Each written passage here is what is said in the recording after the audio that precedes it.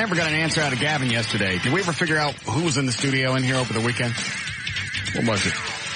It was a board op. They were running an infomercial out of your studio. And Lee Harris.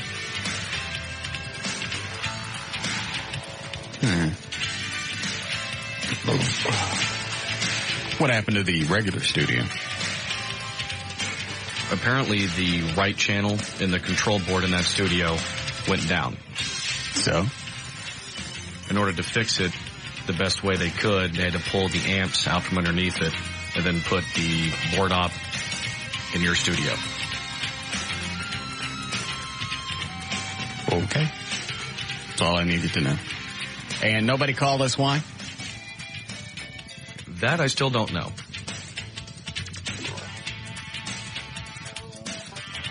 All right. Just thought I'd check. Thank you. You're doing a fine job.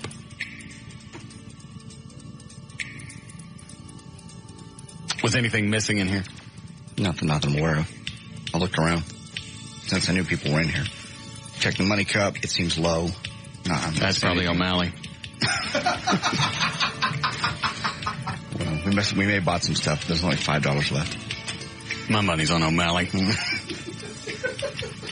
All I know is I come in the office one day and 2 brand new DVD players are missing. And they magically end up over by his desk, poking out of a bag. I just moved them.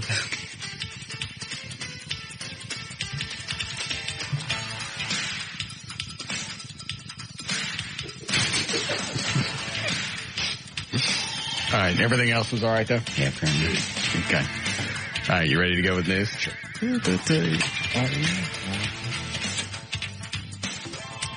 I'm guessing you already seen mug shots of Glenn Campbell. I thought that had to be old. I didn't know that was new. Can't believe. I liked your comment. I thought the window was blowing in those cells. Have you seen it, Eddie? It looks like the wind tunnel. And it's not just his hair, it's his face. Look at that. Yeah. If I showed you this, Eddie, and you didn't know, and I just went, here's Glenn Campbell in a wind tunnel, you'd believe it.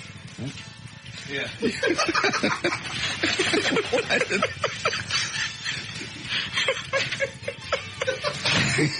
I don't get it. It really looks like he's blowing his hair in one direction and his face completely back. Really, forget what the picture looks like. I know. And think Glenn Campbell wind tunnel. Okay, ready? let me see again. No doubt. Yeah. I'm guessing about 104 miles an hour. Or at the end of a runway with a jet taking off. Is that on smokinggun.com yet? Yeah. It's everywhere now. It's worth having a peek. Nobody's hair looks good in a mugshot. But it seems like you could do something better than that. You see, he was toasted. I saw the video of them hauling him in. He seemed happy enough. They put him in the cell. He's smiling, turning sideways. They said at one point he's singing Rhinestone Cowboy. Yeah, I got that in the story. Comes out his blood alcohol was... Nobody was hurt. Blood alcohol 0.20. According to court documents, they're waiting for the blood tests. That was his breath then, right? Yeah. Breath test? Breath. Because I think in Arizona, I think what I read is it's the same as Texas, 0.08. Mm-hmm. And they consider anything over 0.15 extremely drunk. So 0.20. And suspicion of assaulting an officer apparently kneed one of them in the leg while they were... He went from happy to semi-combative to singing Rhinestone Cowboy. I thought he was... clean and sober. Yeah. Supposed to be. In fact, one of the quotes was, I found something worth quitting drugs and alcohol for. I give my wife all the credit. I care enough about her not to see her cry. I guess he don't. In the October issue of Arizona Republic. The what issue? It says October in an October interview. It was last month. Neato. All right. What did you say about alcohol? It says something about it. Has acknowledged years of heavy drinking and drug use and discussed his decision to quit drinking and drugs in an interview with the Associated Press in August. Talk about the tool of the devil. That's one of them. Drugs. He has no prior convictions. I got to stop drinking. Every time something like that happens, it's not the drinking and driving part. Yeah. It's if that's what alcohol does to you over a period of time. Oh, yeah. I got to stop. That's what everybody says. Well, what is it? Does it just dry you out? Just dries you out, yeah. It's very, very bad for your skin. Not to mention what it does to your internal organs. Well, I don't care about that. I just don't want to look bad. Just pictures like that. Well, let's see. How old is he? How bad does he really look for that age? He's 67. Okay, so, yeah, it still looks bad for 67. Well, maybe if they shut off the fan. He's been through years and years of drinking and drugs and all the way back to the Tenny Tucker days. All right, I'm stopping again. Stopping right before the holidays? Yeah, I can do that. Okay. Plus, I've been cutting back on calories for the holidays because that's normally when people tack on all the weight. Right. Because you just give up and you go out and you eat just little piddly crap and you don't think about it. But each hors d'oeuvre or each little candy ball or whatever is probably 8-9 grams of fat, easy. Crap you would never eat in February. But you do it and you do that and you start drinking and at that point, you lose. By the way, my Twitch moved. Did you just see it? No. It went from here up to here. That's freaky. Now it's on the top part of my eyebrow. It's just a nerve deal.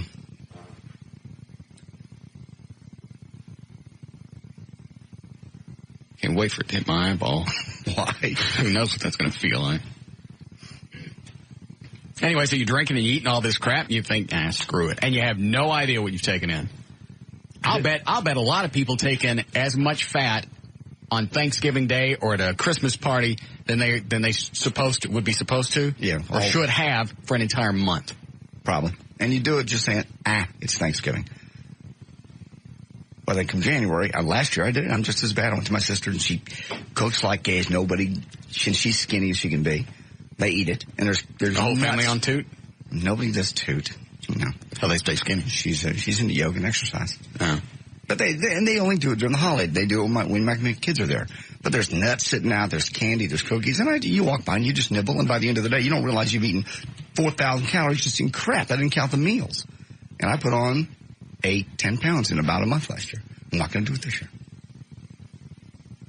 Well, that's why I think it's easier for me to cut back on the drinking, because that's normally when I make crappy decisions. Yeah. It's when you wake up at 2 or 3 o'clock in the morning after the alcohol's burn off, you walk through the kitchen, and you don't remember the 6 or 7 Jack in the Box tacos. And that's even a bigger pisser. Yeah. Because you had them and you just don't remember eating them. There was no enjoyment. Mm-mm. There was in your drunken stupor. They do taste great when you're drunk. God. All right. All right, so I forget. Who's coming over for Thanksgiving? You are or aren't, John? I'm not. Not at all. I can come by later in the day. I won't be enjoying people later in the day. I'll enjoy people from like 1 until 2:45. Okay. I have to be with Joy's family. Eddie, you're out? O'Malley, you're out of town? I told Tassos no. Fine. Gavin said he was coming by. He is? He said he was for a while. He's got to hang out with his buddy over at WBAP. The gay Caballero. No, Midnight Cowboy. Whatever. Trucking Network. Mm-hmm. So. I haven't seen Gavin with a chick since he's been in Texas. Well, he's been busy. And now he's hanging out with a gay Caballero. He's not gay. It's a trucking network, and he's just been busy. He's getting a new house. He's been settling in. He's been trying to straighten up this place. Mm-hmm. Doesn't make anybody queer. Would not. Let's look at him. What kind of chick could he get? Stop. His wife in Vegas was very attractive. Oh. He had a wife? Yes. See a picture of her? I have. Sure it was a chick? It was a chick. Absolutely. Maybe she had a gum fetish. No.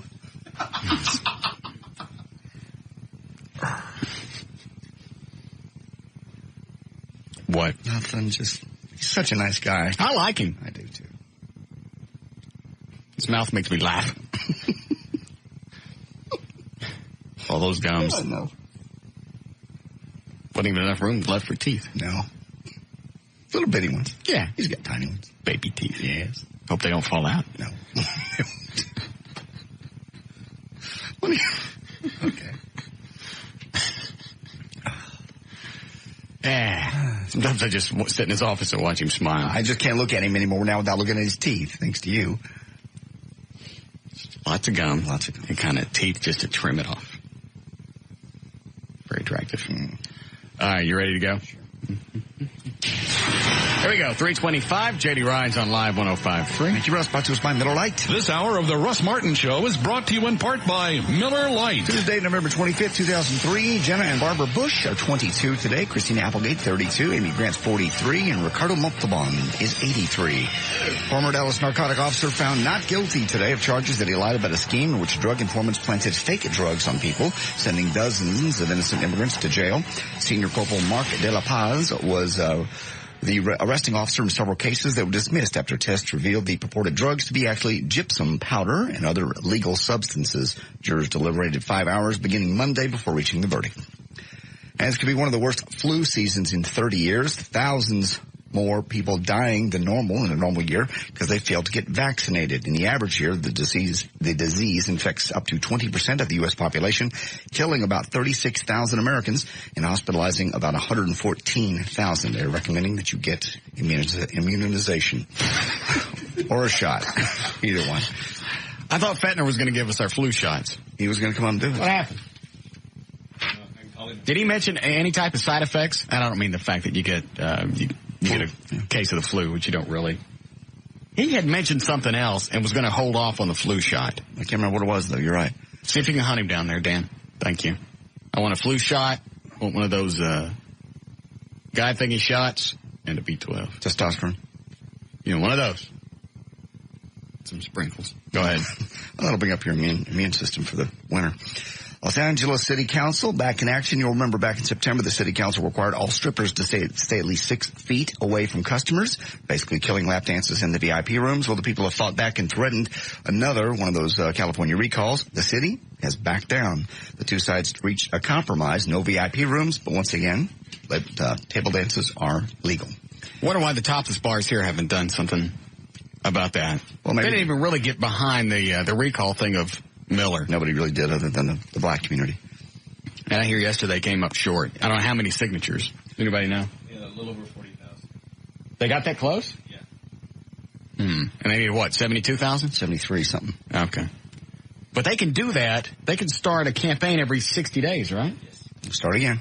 And what they need to do, they need to do one of two things. Either do it, start the beginning of December, and hit every mall in Dallas and sit out at every Target or whatever, anybody that let them come out and get the signatures. Or wait till after the holidays. Yeah. But you're right, there'd be so many people in the mall, that'd be the perfect time. Hit every mall and sit out there. And it seems like that would be a cakewalk. Yeah. I'd do it, but I don't really care anymore. No, you don't. Lost interest. She's going to sit in that office and keep making stupid decision after stupid decision. And yet I almost want to leave her in just to see what's going to happen next. Because one thing would happen, you go, all right, that's it. She's probably done for a while. Then there's something else. Then there's no panhandling, which doesn't really affect the panhandlers. It affects the firemen. Right. Then you got the can't have no shopping cart thing. Big enforcement time for that. So now you got to have cops chasing around homeless people with shopping carts. Then the smoking ban on places that were already opened up and opened up under the guise of they could have smokers. See, if I ever open the bar, I'll probably make it no smoking, but I want that to be my call and not somebody else's. Going in. Or at least have two separate areas that were absolutely separated. So you couldn't have the smoke petering into the other area. Yeah. Non-smoking areas in a restaurant's retarded. It is. You can smell it everywhere. Care how many fans you got. But I specifically will not open a bar in the city of Dallas just because of what's going on. Because you just don't know what kind of idiotic thing's going to happen next. And how much longer is she in? 3.5 years? 3 years? It's a while. Long time. Okay. I think I like Irving for the bar. Irving's great. Great area. A lot of people. Easy access. Highways. May drive out there this weekend. Look around. See if there's anything open. All right, go ahead. About a week ago, Meatloaf collapsed during a British... Did I get him on my Deadpool? Yes, you did. Do I? Yeah. What is he, like 50 something? Yeah. Yeah. The incident What's wrong with him? The incident was chalked up to exhaustion due to a lingering viral infection. But the British press is reporting that Meatloaf was again hospitalized this past Friday. They're not saying why. A spokesperson says Meatloaf underwent some kind of unnamed procedure, quote unquote, and was sent home Saturday to recover. He'll undergo tests this week, after which they will tell us more. Big fat guy. Yep. Drugs, drinking. He really straightened up, I thought, though, for a while. Lost a lot of weight and looking better. Too late. I think. You can only undo so much damage. I think you can stop smoking and your lungs recover after a while. Mm-hmm. I don't know how it affects you if you stop drinking. Or drugs. I don't know the effects. Money in the bank. Thank you. Well, money in the bank if I'd have called Jonathan Brandis before he died. He's the death of 27-year-old Jonathan Brandis, who starred in 2 seasons of Steven Spielberg's Sequest DSV, was a suicide, according to the coroner. He died November the 12th. He hung himself. How old was he? 27. He also starred in TV commercials on television. He was in One Life to Live at 6. He also made guest appearances on L.A. Law, Who's the Boss, and Murder, She Wrote. His film credits included 1991, The Never-Ending Story 2, The Next Chapter. How you whack yourself for under 30? 27. Probably. You know, again, you go back into drugs and heroin or whatever. Seems like drugs would... Seems like when you're doing drugs, you wouldn't think about suicide because you're enjoying the high. I don't know. What drugs make you high? Which ones make you depressed? A combination. Does it, take a depressed person and push you over the edge? And just go, life's not worth living. I haven't had a hit in 10 years, 12 years. Screw it, I'm 27, my life's over. Any of them affect you that way, Eddie? It's mostly what happens after you come down from the drugs. Anything that's euphoric usually leaves you depressed once you come down. That's why people take them again. Oh, okay. So if you're actually trying to get off of them, and it's something like heroin or something like that, the depression can get really, really intense. So that's why they have to lock you up in rehab? Absolutely. I don't think I'll be riding the white pony. I don't think that would be a good idea at all. Stars' formula for winning consistently this season is obvious. It takes 3 things: score at least 3 goals, play well on the power play, and get solid goaltending. Stars got all 3 in the same game yesterday. 5-2 victory over Phoenix at the American Airlines Center. Dallas scored 3 power play goals in 7 chances, and goalie Marty Tuco stopped 20 of 22 shots. It was a big win for the Stars, who started a stretch of playing 6 Pacific Division opponents in 8 games, with a win over the team that is at the bottom of the standings. Stars are now 0-9-1, and when they don't score at least 3 goals, and 9-1-2 when they do. And we have audio if you'd like. Love to hear it. Celebrities now weighing in on their thoughts of the Michael Jackson case. Steve Harvey is cut number 1. He was interviewed this past Saturday during a press junket for his upcoming movie, Love Don't Cost a Thing. Steve Harvey says he's seen what Michael Jackson is like around children, and he goes on to talk about the lengths Michael has gone to regain his childhood. I've been with Michael around other kids before, and I've seen him with his kids. And I'm telling you, man, the dude loves children. He missed his childhood entirely. He has gone back to capture it. He has the money now to put a Ferris wheel in his house. Michael got a giraffe. Is this the same guy that's doing a radio show? Is he still on? What station is it? 97.9 The Beat. And is he still doing it out of Dallas? If I remember correctly, I think people had said he was splitting time between L.A. and Dallas. But he does have a home here. Yeah, no, I was out shopping for lamps. The same place I go. The guy's name dropping. Because I'm looking at stuff, and I was looking at a chandelier. Oh, you came by that one. A local comedian just moved here. Wouldn't say who it was, but he kept trying to name drop. And I think sooner or later he finally said, yeah, it's Steve Harvey. Has a lot of these chandeliers in his bathrooms. In his bathroom? Yeah. How big was that? The chandelier? I think you said once. Well, I was looking at a normal one for my entryway, and there was one next to it that was huge. It was like the size of a couch. Okay. And he goes, like I was going to buy it. Well, that one, this one over here sold. So it looked that way because it's bought by a comedian that recently moved here. For his bathroom? Yeah. Said his wife's making him buy them all. And he said he's big into cigars. Always came in with a cigar. Anyway, I asked that because it's hard to understand him on this tape. Yes. Did he just say he bought a raff? Giraffe. See, listen to it again. All right.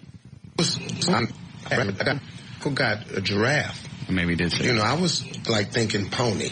You know, Steve Harvey, there he goes. His movies, Love Don't Cost a Thing's coming out. Cut number 2 is Cher. She says she's lost faith in Michael Jackson ever since the baby dangling incident. I was really down on him. I mean, we used to be friends. You know, I've known him since he was a kid.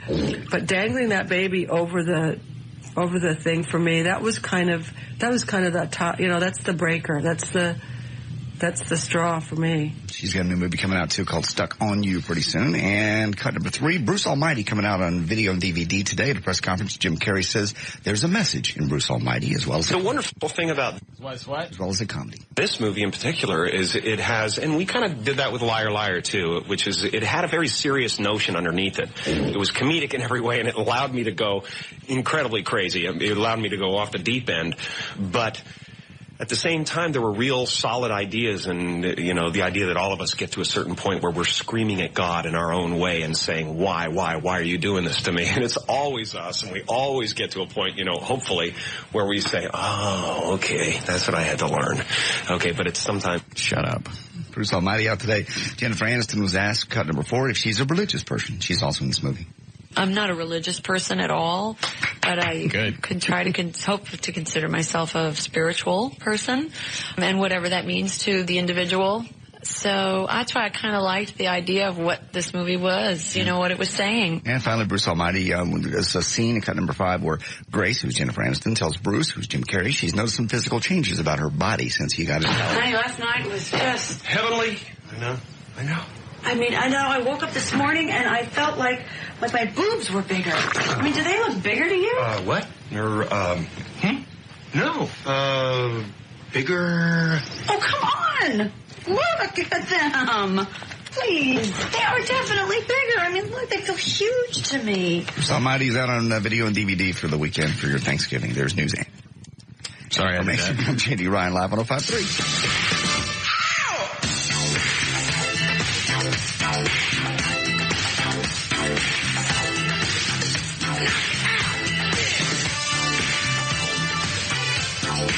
This is Russ Martin.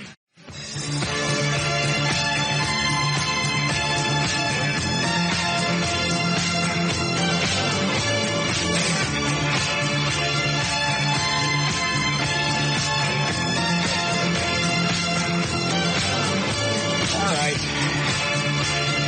Hi, Gail. Hi. What do you got? Hey. Yes. I got a question. I had to go to the grocery store last night. When I get back in the car, all I hear is yelling. What happened at the end of the show? I mean, I'll do my traffic and everything, but can I just ask?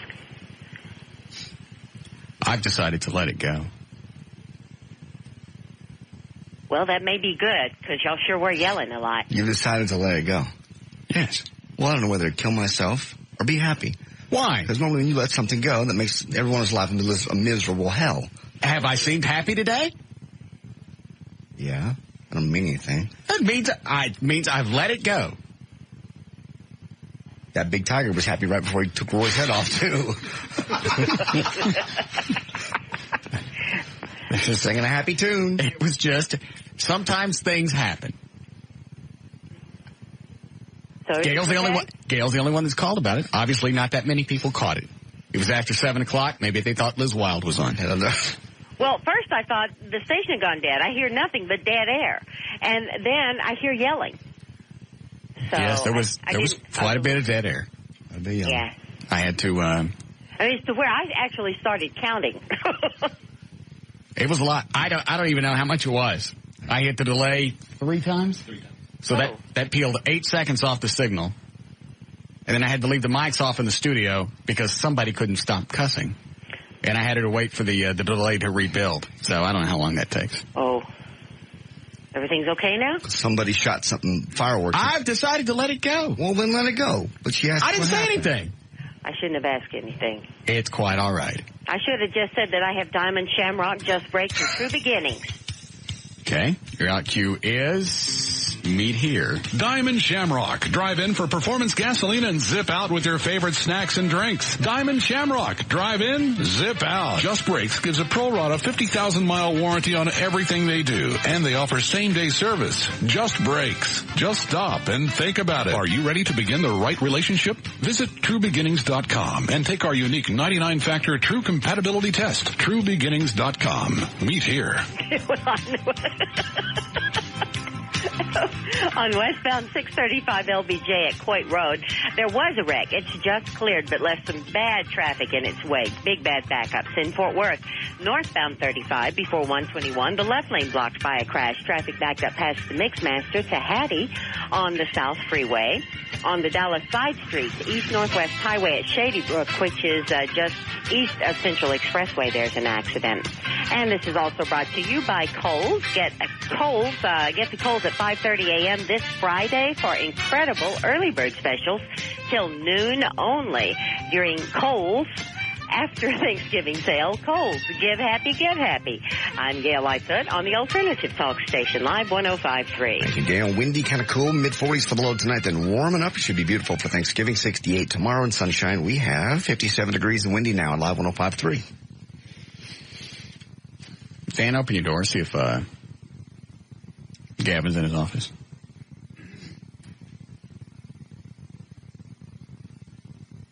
Gonna go check. All right.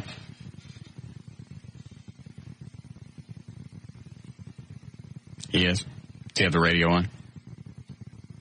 Sorry, I need to call him anyway.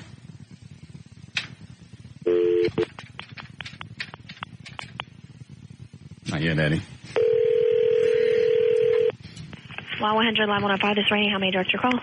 Is Gavin Spittle in? Sure, a moment. Vacation request form. Sure. What's up? Well, you've requested to take off every Friday for the rest of the year. Oh, that, yeah. Well, I just signed up for T-Mobile's 3-day weekend plan. So now I get Fridays as well as Saturdays and Sundays for free. And, you know, to really maximize my free calling experience, well, I need Fridays clear. Yeah, that T-Mobile deal sounds great. And I forgot we were on the air. Yeah. How about I use my free Friday? I was listening to the spot. It's like saying, hey, T-Mobile. Hi, it's Gavin. Hey, Gavin, it's Russ. Hey, Russ. What were you trying to stop me in the hall about? Oh, I was just saying hi, and I said, do you have the mock firecracker? All right, throw it in there and pull his door closed. Well, what about you hanging out with your Gabe Caballero boyfriend? Well, I'll do that as well. Open your door. What? I hope I don't have to decide between you. I hope I can get both. No. What time do you think you'll come by?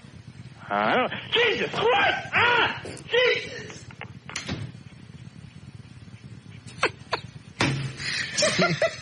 I'm not the only one that cusses.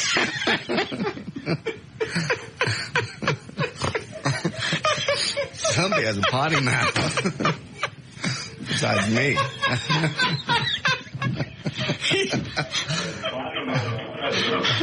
I know, you caught me right in the crotch. He took, I don't even know how to describe it. It just looked like 3 sticks of dynamite, and he stuck a great big fuse in the middle of it. Yeah. Took all the black powder out, lit it, threw it in Gavin's office, and then slammed the door. You couldn't see anything, right? No, I just pulled the door. He grabbed the doorknob and started to pull and realized that he wasn't going anywhere. Oh, is that it? Yeah. Oh, here it is. Oh, jeez. Yeah. That's what he took. 3 great big Texas pop rockets, took all the crap out, put them together, and stuck a huge fuse right in the middle, so it looked like Eddie threw in a stick of dynamite.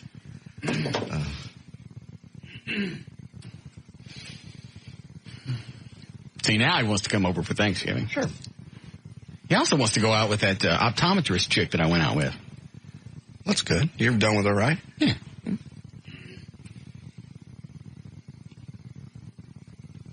I think she was going to get a little clingy. Well, kind of mouthy, too, you said. Yeah, loud. Mm-hmm. I don't like loud chicks. Oh, I forgot. Was she the one that was in the car that said when you get the brand new car, she said, oh, you have nothing but trouble with this car? No. That was somebody else. That was a model chick. Oh, okay. I ain't never going to find nobody. You're pretty damn picky. That's not picky. I've dated chicks before that I want to be with somebody that I don't have to think about. I understand. I don't have to think about what it is that they're saying that's stupid or how they're acting or how they act in public. Now, the optometrist chick, the only problem was she was loud. She was loud, and I could see that going in a direction I didn't want it to. Clingy. Just want to be over all the time, or? No, I don't know. It was just, I dated chicks like that before. They like to be the center of attention in public. Mm.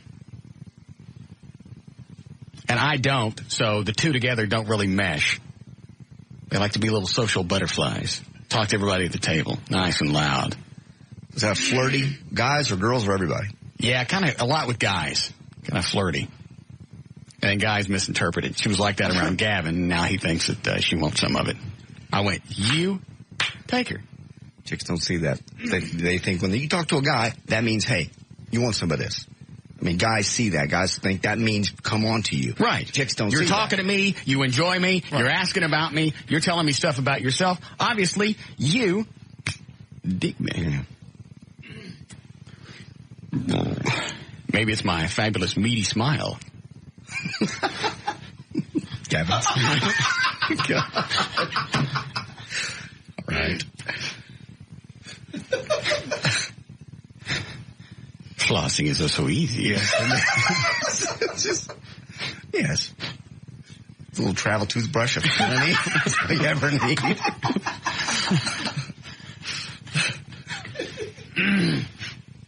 Lots of gum and baby teeth. Hi, Steve.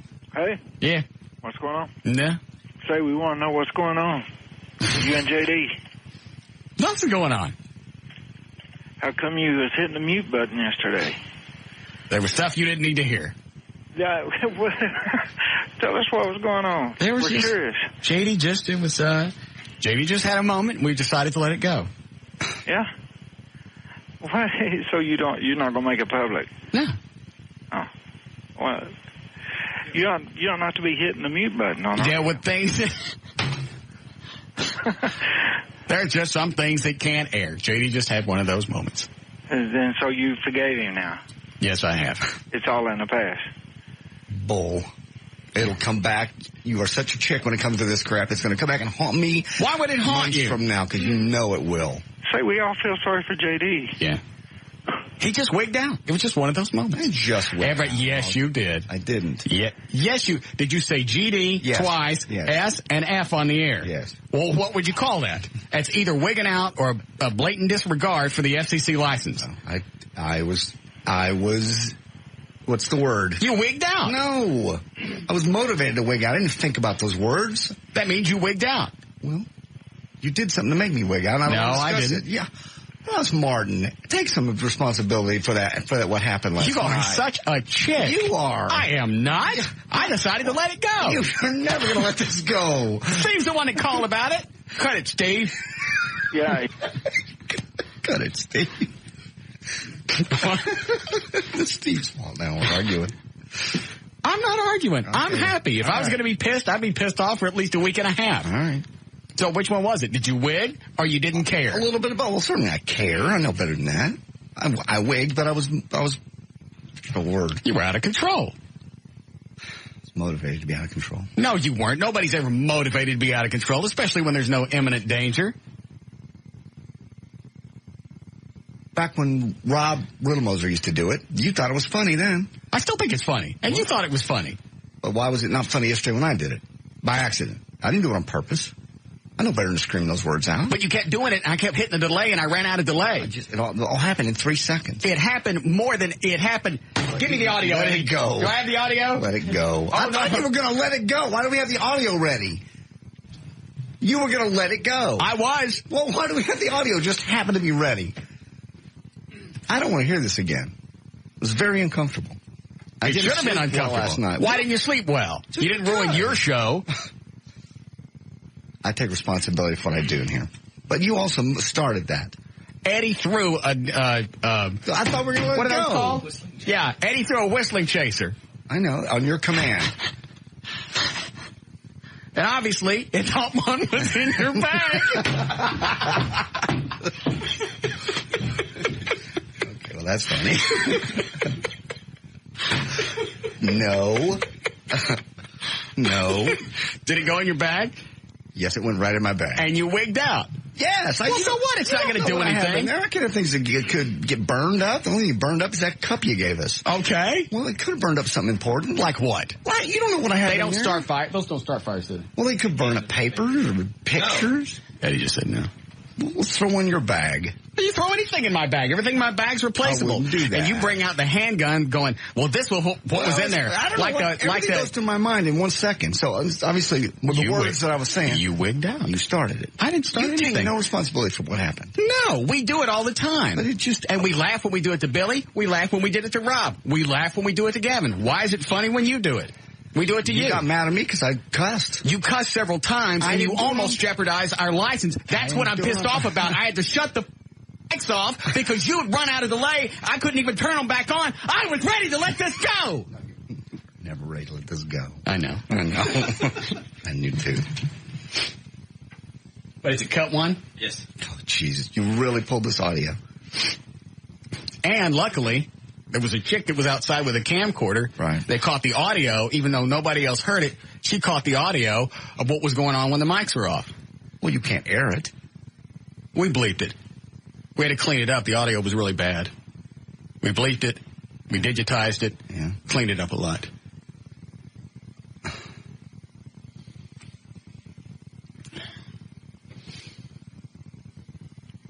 Was that chick's last name? Reuter? Yes. Pamela Reuter.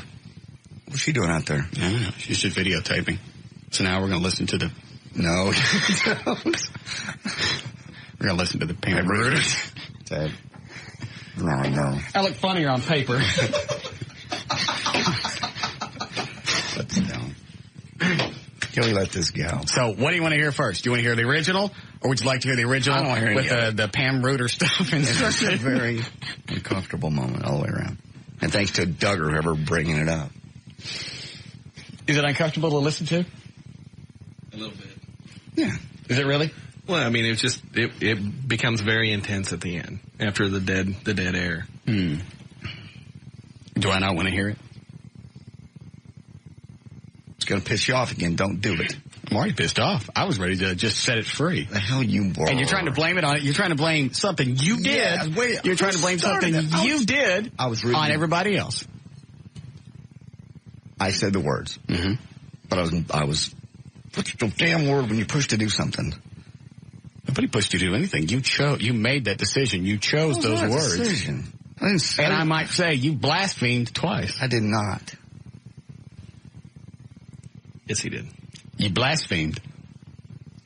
I didn't read it off a script. I wasn't ready for that. Doesn't make any difference. Blasphemy. You started that by throwing a firework, and it just happened to go wrong. It went into my bag and blew up, and I just reacted, just like Russ. Which means you wigged out. You can't control yourself in a stressful situation. That situation, no. And it's not that big of a deal. It was just a firework. It would have been. You don't know what was in there. Nothing's going to happen in your bag. All right, tell me what the hell would have happened in the effing bag? I don't know. What's the worst thing? Stop and listen. What's the worst thing that I was so ready to let this go? Not let anything go. I know. What was the worst thing that could have happened in your bag? Do you carry gasoline? Do you carry lighter fluid? Do you carry anything? What do you carry in your bag that could have exploded or done massive damage? I don't know. Nothing. And you know there's nothing in there. There was no reason for everything that you did. It was a blatant disregard for this license, and I have to set a standard for O'Malley and Dan and Eddie, and you went against all of that. So I can't just let it go, even though I tried really hard. I even prayed about it. No, you didn't. I know.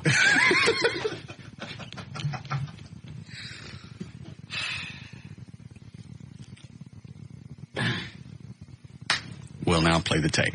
This is a really good cleansing thing, because if we didn't do this, it would be one of those things that we never really addressed, and now it'll be over with. Plus, everybody wants to hear it now. Nobody wants to hear it. Because it was after 7 o'clock. Everybody already thought Liz Wild was on. Right, quit. No, don't. No, they hadn't. What, it after 7? Yeah. 7:05.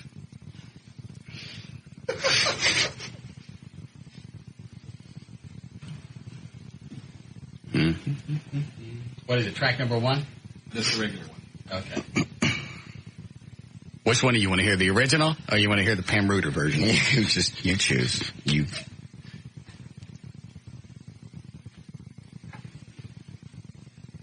We done? Yes. Okay. I apologize for the hard show today. On a horrid show. What was wrong with today? I ain't talking to you. Did you leave the dead air in there? Yes. Okay. I'm just curious how long the dead air was. I'll hit my timer. What's wrong with me? Go ahead, do the plugs. For more information about the Russ Martin Show, to email us individually, go to russmartin.com. Answers to any questions, including audio, and any kind of link you ever want to know about, go to russmartin.info. To instant email us only during the show, it's studio@russmartin.com. Other show sites are johndavidryan.com, eddievoid.com, danatassos.com, and KLLI.com. Limousine service provided by Ultimate Limousines. Contact George at limogeorge.com. Hey!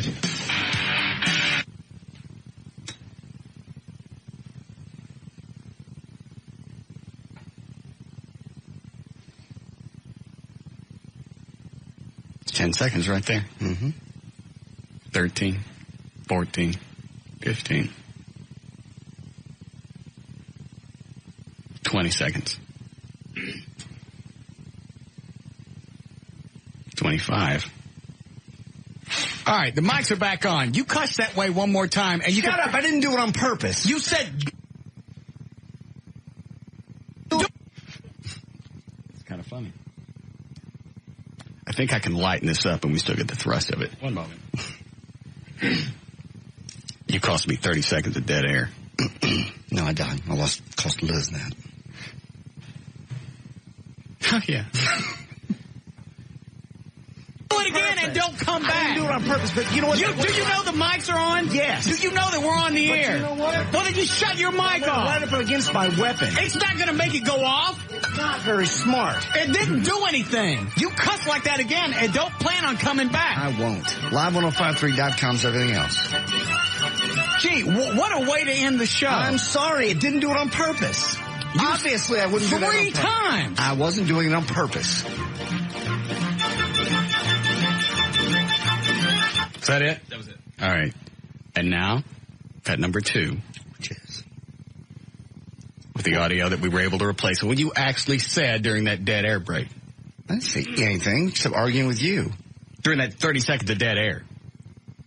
Where nobody heard when I had to hit the delay. Telling me to shut up and you're going to let the thing rebuild. We're about to find out. Here it comes. We done? Yes. Okay. I apologize for the horrid show today. On a horrid show. What was wrong with today? I ain't talking to you. What's wrong with me? Go ahead, do the plugs. For more information about the Russ Martin Show, to email us individually, go to russmartin.com. Answers to any questions, including audio, and any kind of link you ever want to know about, go to russmartin.info. To instant email us only during the show, it's studio@russmartin.com. Other show sites are johndavidryan.com, eddievoid.com, danatassos.com, and KLLI.com. Limousine service provided by Ultimate Limousines. Contact George at limogeorge.com. Hey! The nigger. Oh, stop I work this. for my money, unlike Nick. Stop this. Stop this. None of that was said. None of this was said. God. Somebody didn't bleep out GD. I thought I got the whole thing. No.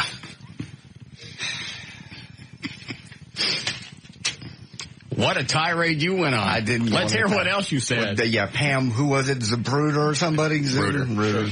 Feel it. Bag motherfuckers.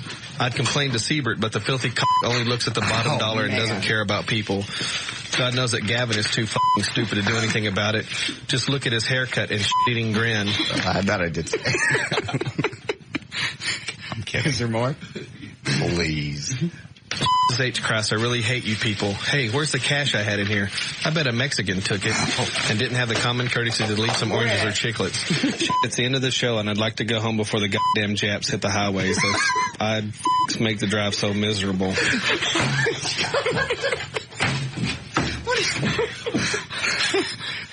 Well, I gotta back that up. We just turned a bad situation into a horrible one. Did I? So miserable. Goddamn, the show didn't have the common courtesy to leave some oranges or chiclets. It's the end of the show, and I'd like to go home before the goddamn Japs hit the highway, so I'd make the drive so miserable. I gotta hit the middle back on. You cuss that way one more time. And you Shut up! I didn't do it on purpose. There we go. Not the transcripts of what occurred.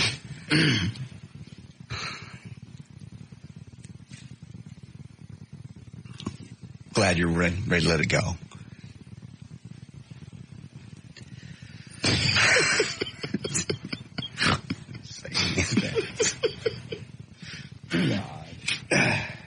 right. Thank you. You wigged out.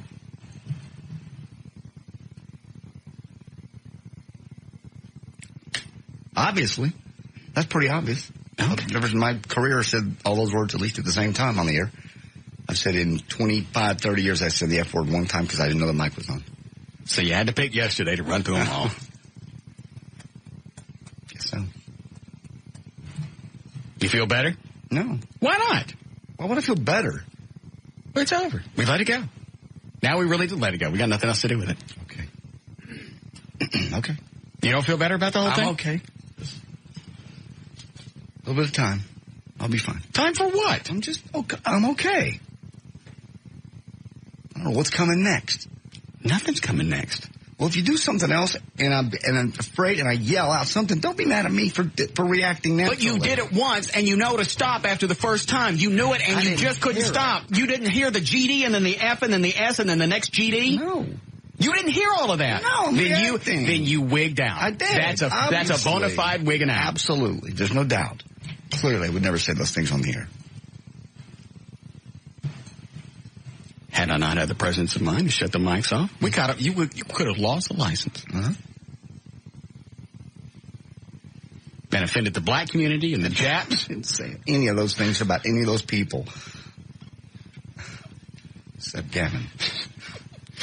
We need a break? All right. Hold on. Hi, Denise. Hi. Yes. You both sound like a couple of chicks. He started it. I did not. Yes, you did. You had it for the fireworks. So? Well, it could have come at me just as easy as it came at you. Well?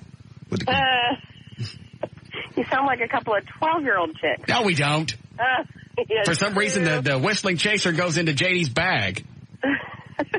Maybe it still had some kind of smell on it from his hood. What the hell was that? Spitting on you.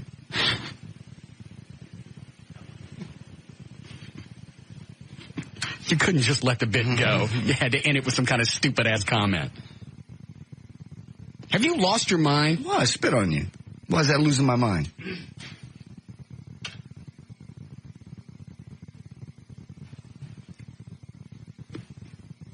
don't you go out in the hall for a little bit?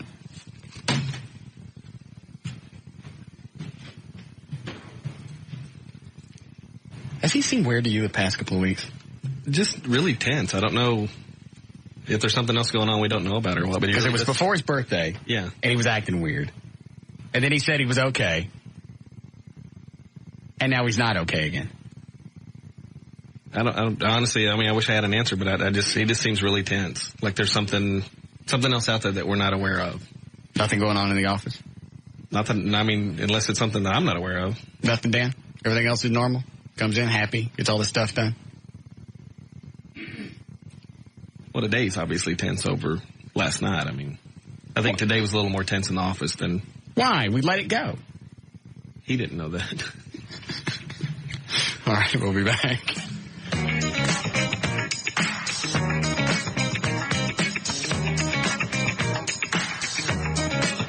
This is Russ Martin. Just come back in here. Show. It's 105.3, the alternative talk station. Why don't you have a drink? It's almost Thanksgiving. What? I don't need a drink. It'll calm you down. I'm not upset. Yes, you are. No, I'm not. You're standing at the door. You want me back in here? Well, you threw me out. I didn't throw you out. I said, why don't you go relax in the hall? You want to tell us what's the matter? Something's really... What's bothering my buddy? Nothing? Buddy. Nothing. I'm on the way home last night, and Vance from the machine shop calls and goes, hey, what's a bit? What are you guys setting up? Because I heard the thing where JD wigged out. What are you going to do? We're not going to do anything. We didn't plan it. Because he said he heard an argument earlier in the afternoon, then he heard that. He goes, well, I heard those two things. Something's up. You going to suspend him for a couple of days, Thursday and Friday? That's it. That's it. Yeah, it's all a big deal. Oh, and of course, Lee Harris I go back and I'm cutting the promo last night. Everybody's walking around on eggshells because they know that's, just the tension in the building after the way the show ended. Okay. Lee Harris never gets a rat's butt when I'm doing. Hey, how's that promo going? What's going on? What are you doing? Lee, if I wanted to broadcast to the building, I'm going to just get right on the intercom and tell them. Like, Jesus. Wow. What? Well, it's like nobody ever gives a crap what I'm doing after the show, and all of a sudden everybody's walking around, hey, how's everything going? I always do. I come back there and sit with you sometimes. Well, you do sometimes. See how you feel? What's going on? What are you doing later that night? You do.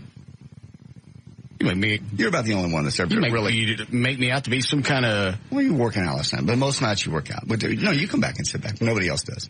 Then last night everybody... I know, Lee Harris. Lee wants to stay in on what's going on. Hey, you go. Is that fight real? You tell me, I'll show you some more skin tags. Look. Okay. Look, this one's, I think the Freeze got this one. The card Freeze from the other night. Did the doctor, Dr. Sinkowski call back? He's off all this week. I talked to one of the secretaries. Apparently, they just do the vein stuff. They don't do skin tags. Oh. But we could find somebody. I bet Fettner knows. And they do mighty good work on veins. Mm-hmm. Oh, yeah, that's amazing what they did to yours. There's like absolutely no... There's no scar, there's no nothing. And when somebody come over and shaved my legs right before I did the LeBaire thing, yes. You would think if a scar was going to... What are you laughing at? You almost let it slip. I see that. Came over and shaved my legs. You'd think if the scar was going to show, it would show with no hair. Nothing happened. No, of course not. So did you tell Lee anything? No. Everything's fine. Just doing the promo. Looked at him like, what? Okay, nothing. Okay. Mm-hmm. Hi, Brian. Hey, man, I just want to tell you, there's this guy that sounds just like you, and he kind of looks like you, and he's going around town telling people that he's you and pretending to be you. Was this at the Topless Bar? No, man, it was at Hooters in North Richland Hills. I overheard some guy sitting at the bar saying he was you, so I introduced myself and offered to buy him a couple of drinks, and he took me up on it. He gave me a business card, too, with your name on it. Oh, he did? Yeah. What exactly does he look like? Well, I mean, I hear you talking that you go to the mid-cities, and, I've just figured it was really you. No, JD goes to the mid-cities. JD lives in the mid-cities. Well, man, Don't you? he kind of looks like, always I've seen your website before, but it's been a while. But then that night I went back to the website, and I looked at your picture, and, dude, it wasn't you, you know what I'm saying? You still have the guy's card that he gave you? Yeah, I got it. Does it have an email address on it? Well, what do you think he's going to do? Stick his email at... It could be an author email address, Russ Martin at anything. Oh. Oh, like in an AOL? Sure. Yeah, it didn't really have much information on it, just your name and the radio.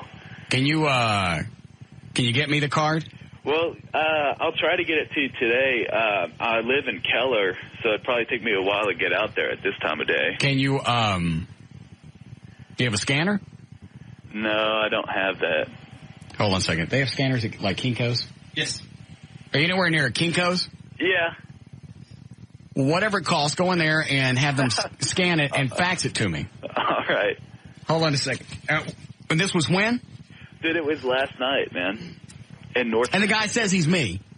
I swear, man. He's saying it's you. And I believe them, you know? North Richland Hills? Yeah. Did you say what? Can you tell me, maybe off the air, what bar? He just said Hooters. I missed it, okay. It's on Grapevine Highway. I know where it is. How long was he there? He was there for a couple of hours. He had people coming up to him, and and he was riding it for all it was worth, man. He ordered a couple of Coronas, He seemed like he'd be you too, He's kind of acting like, like people might think that you would act. What is that? I don't know. Have you seen this guy out there before? No, man, it's the first time I've seen him out there. So, You know, I mean, it made sense at the time last night. Dan, do you know our fax number? Hang on, Brian. I'm going to put you on hold and we'll get the numbers. Thanks for the heads up.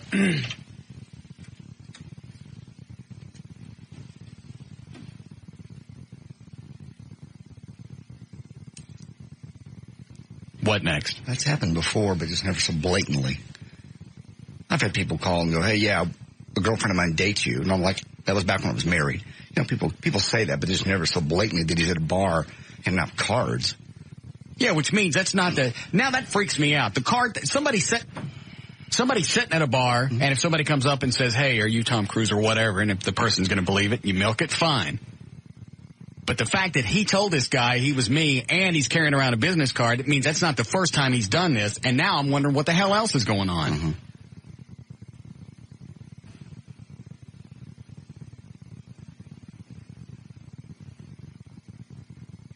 And how do you catch somebody like that?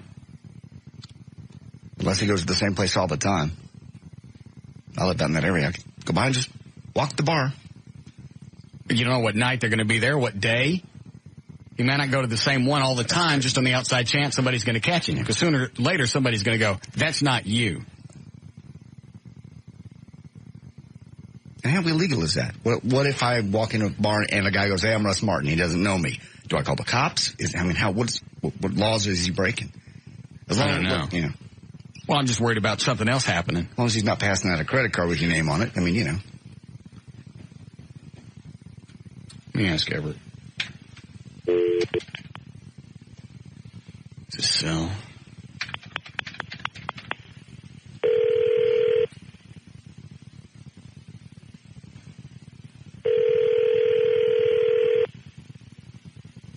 Everything else was okay, because you know crap like that's going to happen. Sure. But the little business card thing.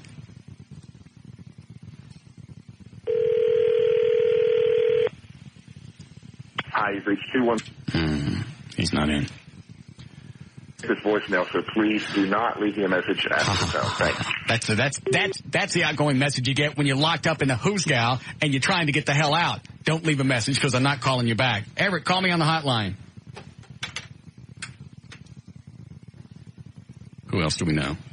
Tim Powers? Tim Powers. Yeah, try him up in Denton. And it doesn't really matter what the law is. I got to catch the bastard first. Mm-hmm.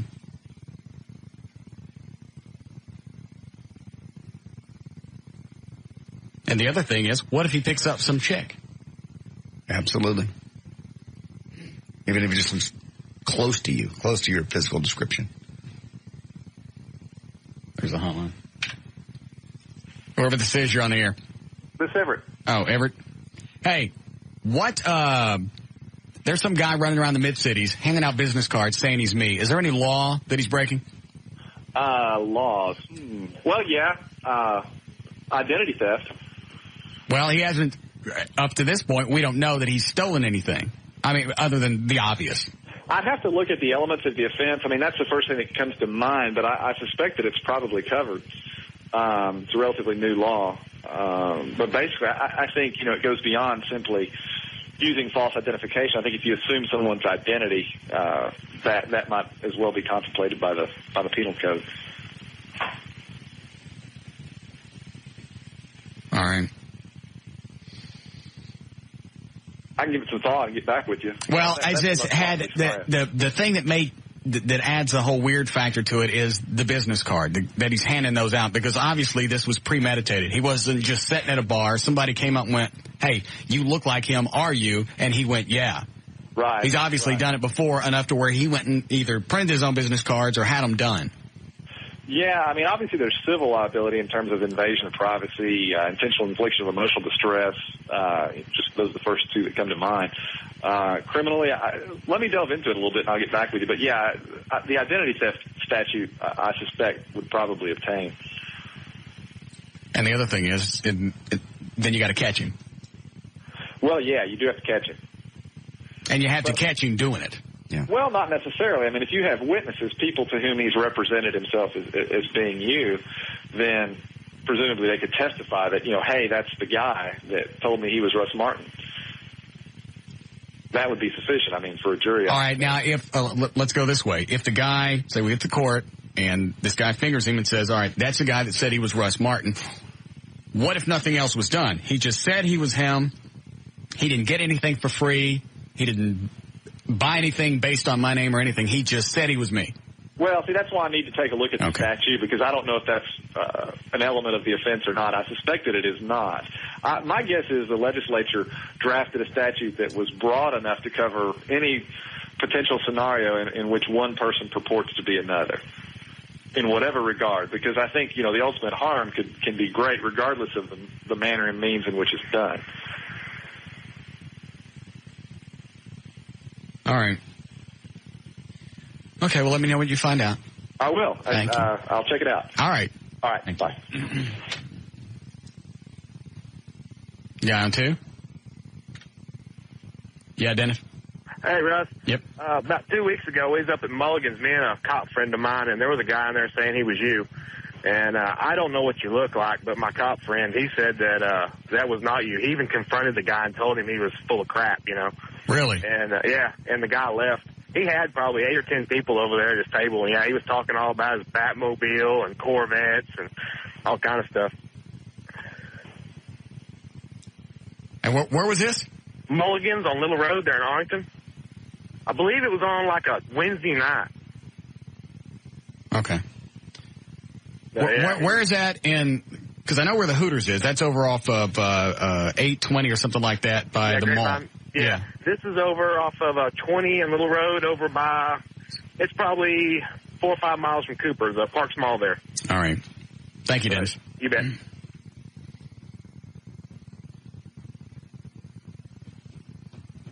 All right, now I'm wigged. Yeah.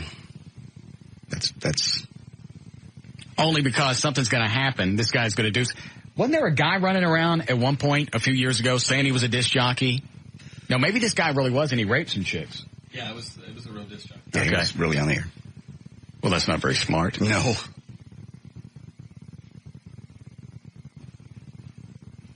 Well, now it sounds like the guy lives in the mid-cities. Yeah.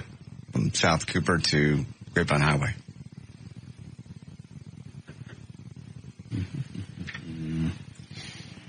Yes, Eric? Hey, Russ. Yeah. You got enough cop buddies. Wouldn't you be able to pull a fingerprint off of it and have them run it through a system? Off of... Oh, the business card? Yeah. Well, everybody and their aunts probably fingered it by now. Well, I mean, there's just the thought of maybe you could do that. Well, right now it would be the guy that printed it and the guy that's been holding on to it. So if he doesn't hand it to anybody else, we're cool. So that would just be 2 fingerprints.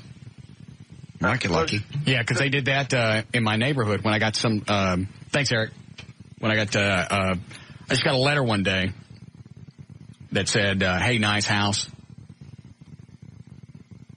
Had a Mapscope. The guy, for whatever reason, sent a Mapscope printout of where I lived. Mm-hmm. It's a nice house. I'll be stopping by Friday. I look forward to it. You won't. And that was it. And I was going to throw it away, and somebody said you should tell somebody something in case something happens. Right. So the cops came by and got it and dusted it for prints. Didn't find anything. But I never thought about doing that with paper. Neither.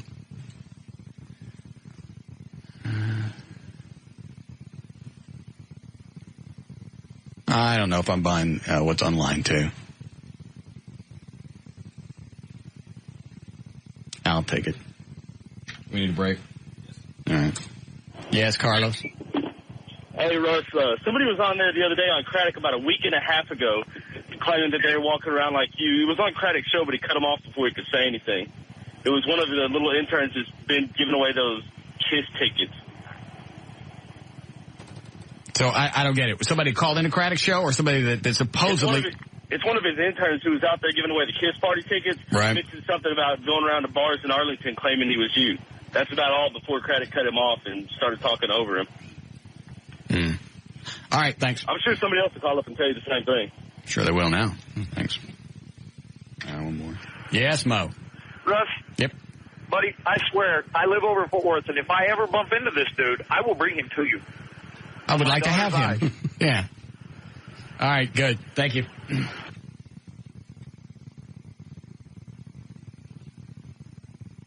Well, the only upside to this is maybe somebody will watch for him now. Yeah.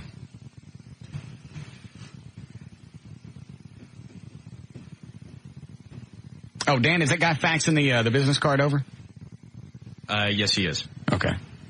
Did he say how long? He told me he would give me a call as soon as it was sent. Okay. All right, take a break. We'll be back.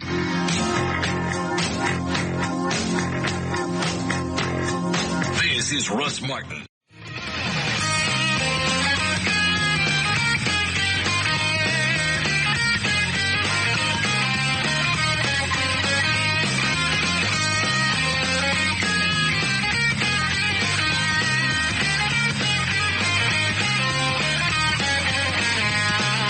Send somebody down the hall to see if she's married. Okay. Send Tassos. He's very unassuming. Hard to miss, but yeah. Well, I mean, yeah. He's not going to be hitting on you. No. How long has she been in the building? Just, from what I can tell, less than a week. From what I just kind of sort of picked up what she and Chloe were talking. She's hot. Yeah. Sales? Very much. A week in sales. I heard something about New York. Down here from New York, but this is her home. I don't know. Mm. You can't go down and talk to her now. You just ate tuna. I know. I smell like a cat. You do. It just smelled like I had a nice heaping serving of ass. And I think I have some mints if you want. I think I've got mouthwash. No. I have some Jack. I was going to stop drinking.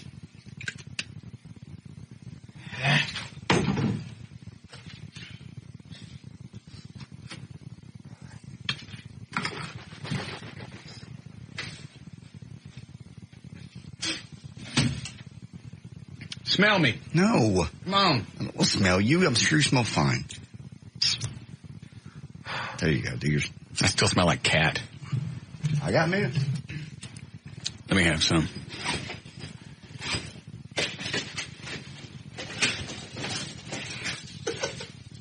Thanks. Thank God we didn't blow these up last night. How do you get into this? I don't know. Lifesavers, the little baby ones. Oh, I see it. How many can I have? All of them.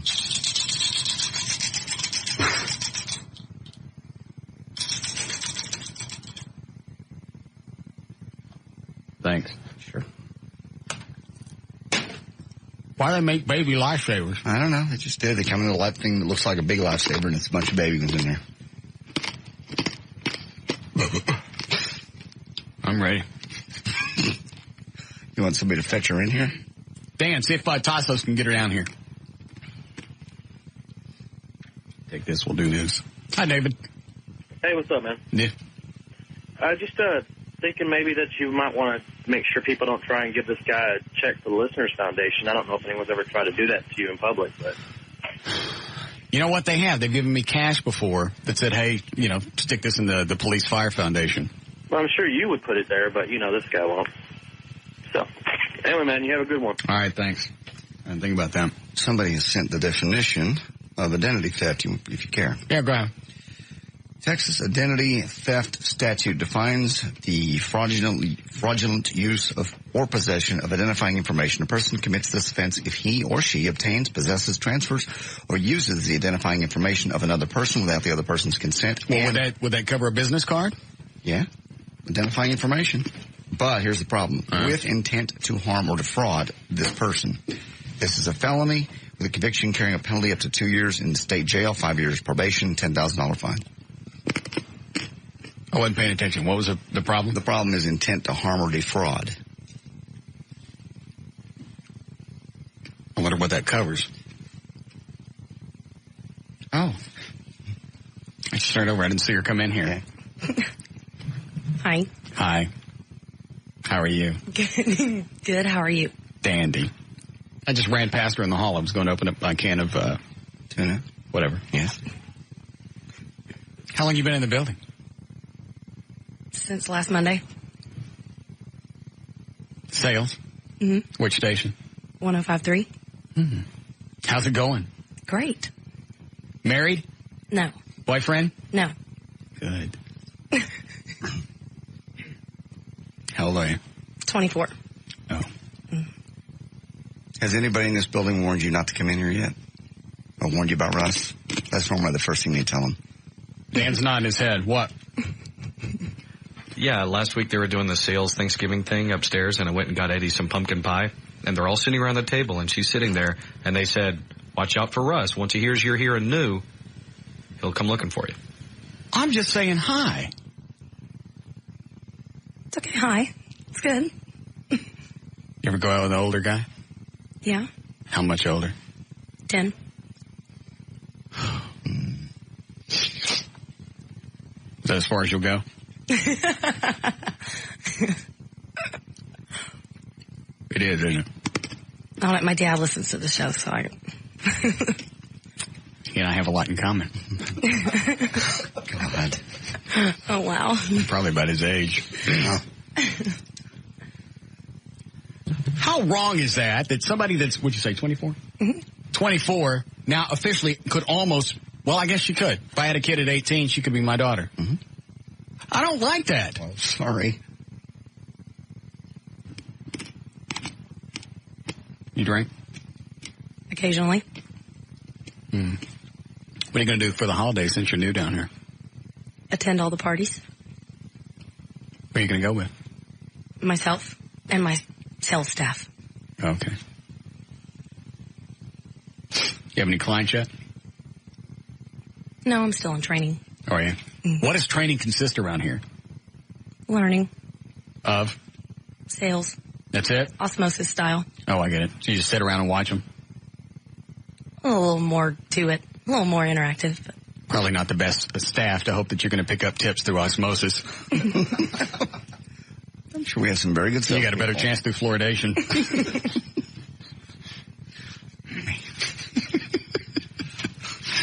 Yeah, I'm not kidding. I know.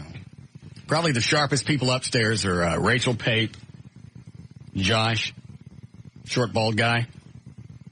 He's a little weasel though, but he's pretty sharp. Everybody else up there is pretty much Mark Thomas is a good sales guy. Yeah, don't trust him. I'm the only person you can trust. If you have any questions, come to me. How long were you in sales before you started here? Actually, I worked in the financial district. So you've never worked in radio sales? Technically? Yes, technically. No.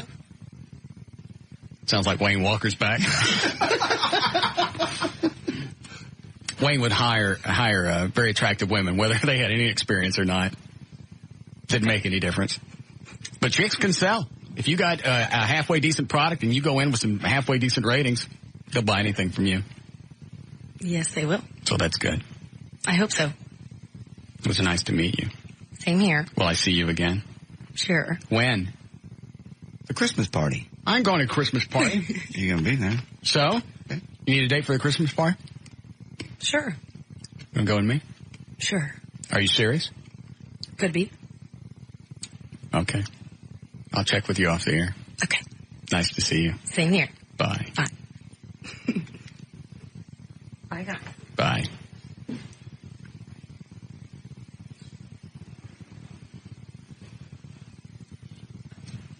I'm going to turn the mics off and share a few thoughts with you guys. Sure.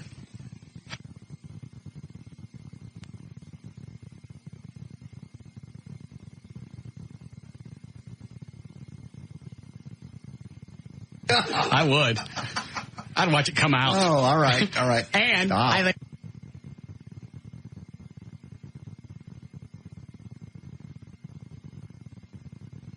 I'd like to see that too. That's hot. Well, I know she is, but that on anybody's scale of 1 to 10, that's hot. Mm-hmm. I want everybody staying away from her until the Christmas party. I wonder what she's doing for Thanksgiving. I had a date coming over, but that's screw that noise. Who's coming over for you at Thanksgiving? Somebody. Dan, go see if she wants to go have drinks tonight.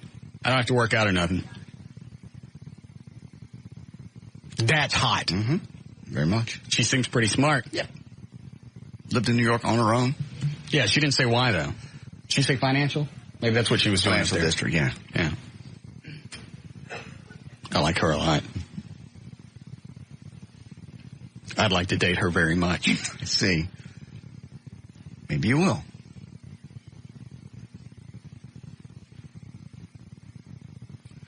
I wonder how long it's going to take before she'll actually let me watch her.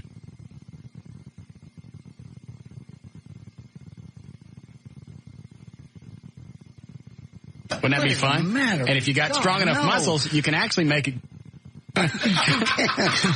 No, yes, you can. No, that never happens. That's never happened to me. I think you'd enjoy it. No, I don't want to. Yes, Dan? Tassos is checking because I don't know her name and he knows where she sits. But right now, Monica is in Gavin's office. Oh, Monica better not get in this. Here's what's going to happen. Monica gets in my business even for a half second, and I stop doing all endorsements. Every single endorsement I'm doing stops. No D&M, no Living Air, no Century Satellite, no nothing. Out of my business. Wayne Walker tried this same crap, and look what happened to him. Is Teeth still in his office? Is he?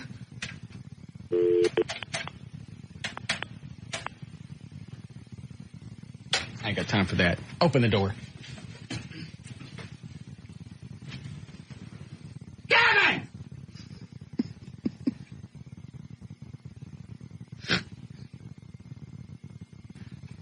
Hey, buddy. What's my... You just call me buddy. We're not buddies? Yeah, we are. Huh. What's Monica doing in your office? Is she telling you to have me stay away from that new sales chick? I would never allow that. What is she telling you? I told her, I said, Russ Martin gets first pick, no matter what. Did you really tell her that? Sure. Swear. No, I swear. I told her, I said it's fine. It's part of the initiation process. I said, everything's fine. Don't worry about it. I said, it's good radio. Good. You're doing a fine, fine job. I got your back, buddy. Anything else? Can I get you a sandwich or anything? Yeah, pal. Give me some of those, give me some sprouts. You know what we need to do is we need to have the listeners call up and meet the Gavin. You think? Let them get the full ambience that the Gavin has to offer. He hadn't come in here. How about some of the ladies? Much. I'm hooking you up with my optometrist. I'm in. I wouldn't call her buddy, though. I'm in. After going out with her a couple of times, you'd probably call her. So that's up to you. Wow. So did Monica immediately come to your office after, what was the chick's name? You want me to say her real name on the air? I didn't know if you want the real one. Oh, we'll call her Gary. Gary. Yeah. After Gary came in. She just thought you mentioned all these salespeople and you didn't mention her. Monica? Yeah. I've mentioned Monica before when she was drunk at my birthday party. I talked about her a lot. Now, if she'd like some more of that, I have plenty of Monica stories. I believe one of them included some type of dance on top of a table. Okie doke. So if you want to check with her, I'd be more than happy to share I will say Monica stories. She sticks up for you. Monica? On several things, yes. What's to stick up for? Well, try to get you paid on time with certain things. So they want credit for getting me paid on time? I'm not saying that. I'm just saying. All right. Just remember, I got your back. All right. You're doing a fine job, buddy. Thanks. All right. Double snaps to you. That's Gavin Spittle, the new program director. And pastry chef. No. Really?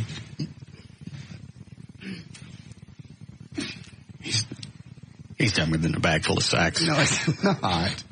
Yeah. He's very sharp.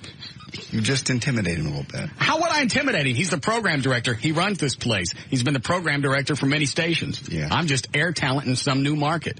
I don't mean anything to him. They talked to you before they hired him. They were going to make sure you liked him before they'd allow him to come in this building. Yeah. Yeah. Yeah. I laughed about that for about a week. I didn't know. We got to do news. Yes, Gary? Russ! Didn't I tell him not to call here anymore? You did. No, you didn't tell me crap. Yes, I did. No, you didn't. And you know what?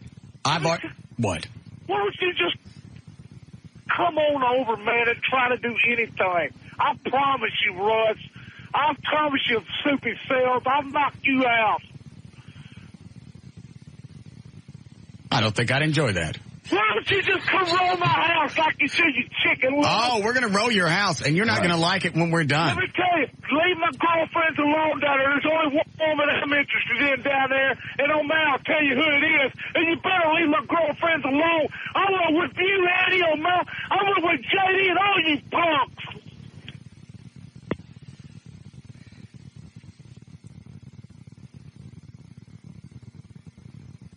I don't think I'd enjoy his company. I don't believe I would either.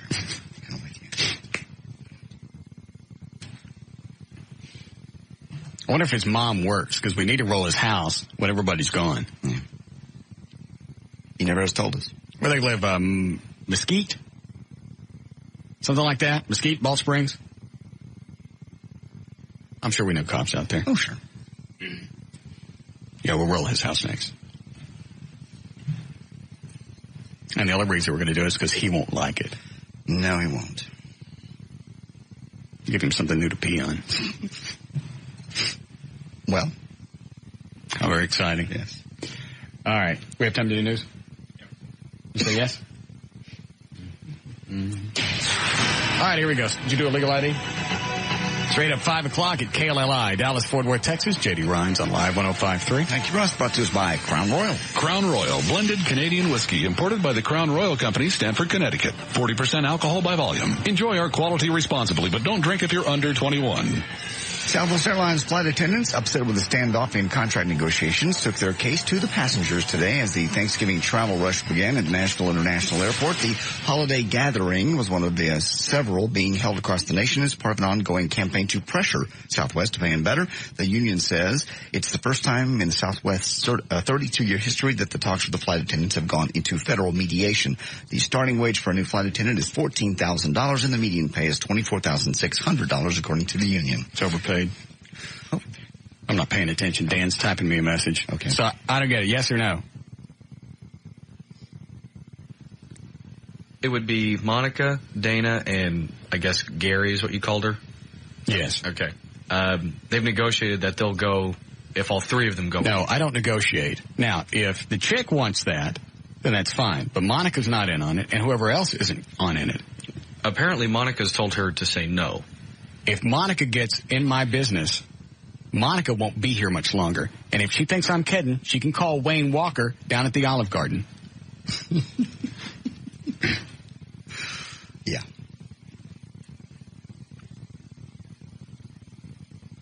Who are you talking to? What's he saying? Okay, the whole thing is Monica's idea, so we're trying to get Gary, I'm sorry. Yes. To go along with you. A couple minutes. All right, thank you. No Monica and nobody else. Just the chick.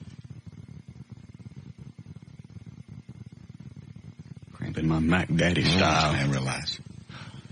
Go ahead. After years of carrying celebrities and other well-heeled customers across the Atlantic, the Concorde arrived in New York Harbor today, like millions of previous European immigrants, on a boat. But this immigrant's destination was not Ellis Island. The 88-ton British Airways supersonic jetliner became the newest and most exotic addition to the American collection at the Intrepid Sea Airspace Museum. Toys R Us were calling 50,000 packages of that sidewalk chalk that kids love because the chalk contains lead at levels high enough to poison young children. No accidents or illness related to the chalk has yet been reported. Each package contains solid or multicolored chalk in red, blue, green, yellow, and purple. The chalk comes in several shapes: butterfly, spider, ice cream cones, bottles, cylinders, and triangular sticks. How very ironic. What? Kill the kids and then use it to mark the bodies. No.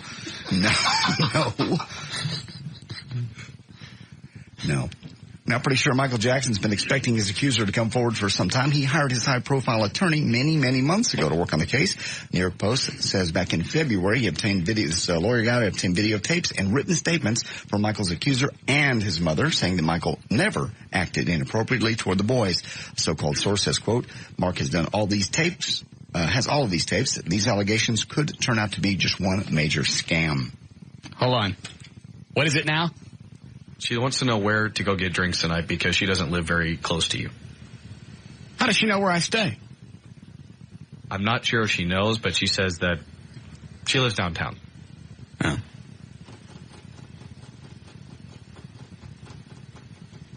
So if it's convenient to her, she'll go? I asked that too, but she just said she just wants to know where before she says yes or no.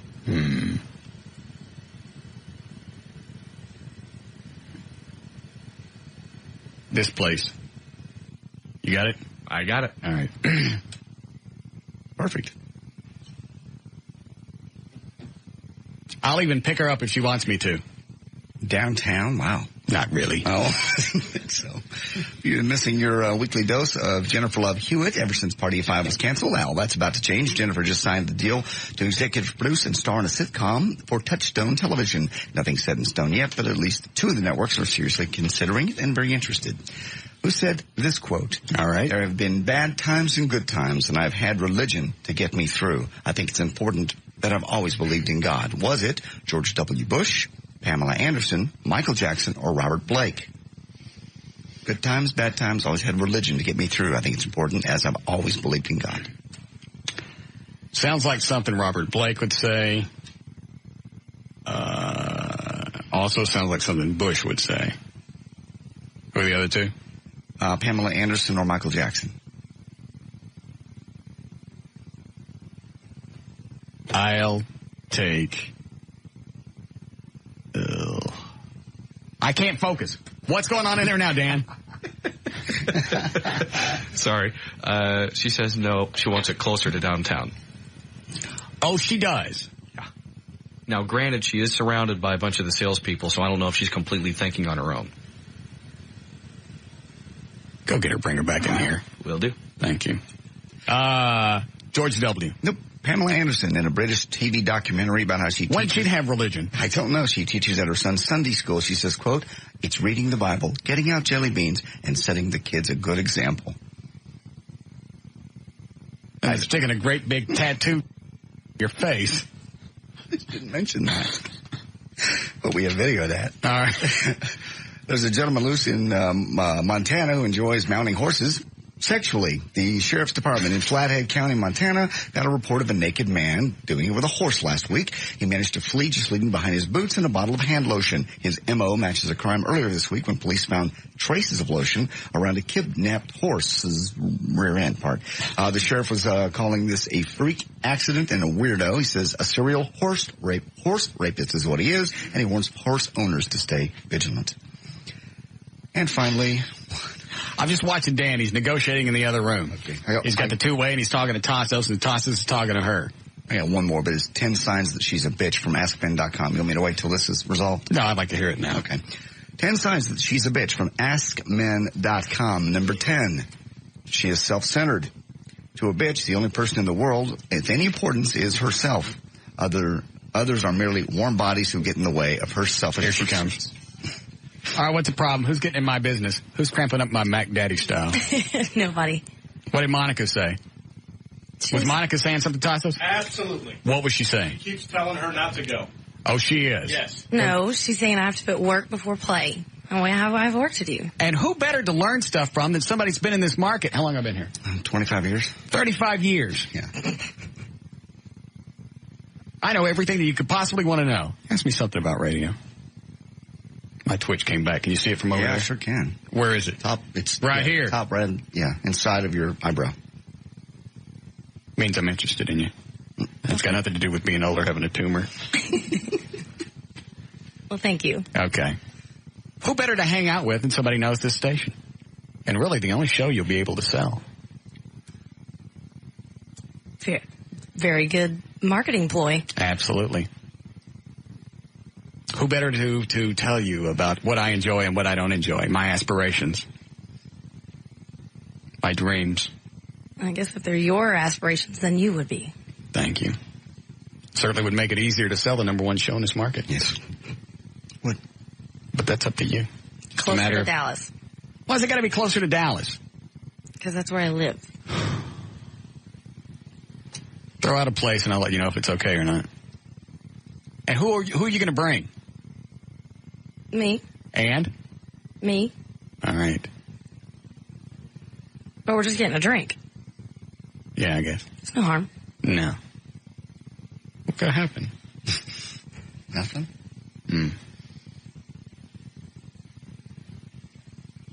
Are you waiting for a place? I'm thinking. Write down 3 of your choices and I'll pick one. And then I'll let you know before I get off the air. You can do that out in the hall. still do that out in the hall. Huh? Are you almost done? What are you doing, drawing a map? There's 3 different places. She wasn't so cute. Mm-hmm. This would have ended a long time ago.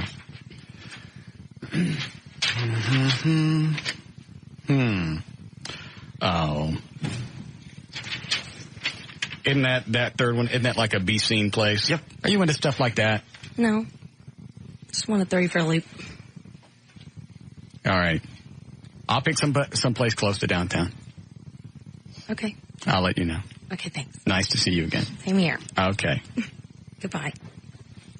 Make sure and have a lot of roughage. Dear Jesus. What? Nothing at all.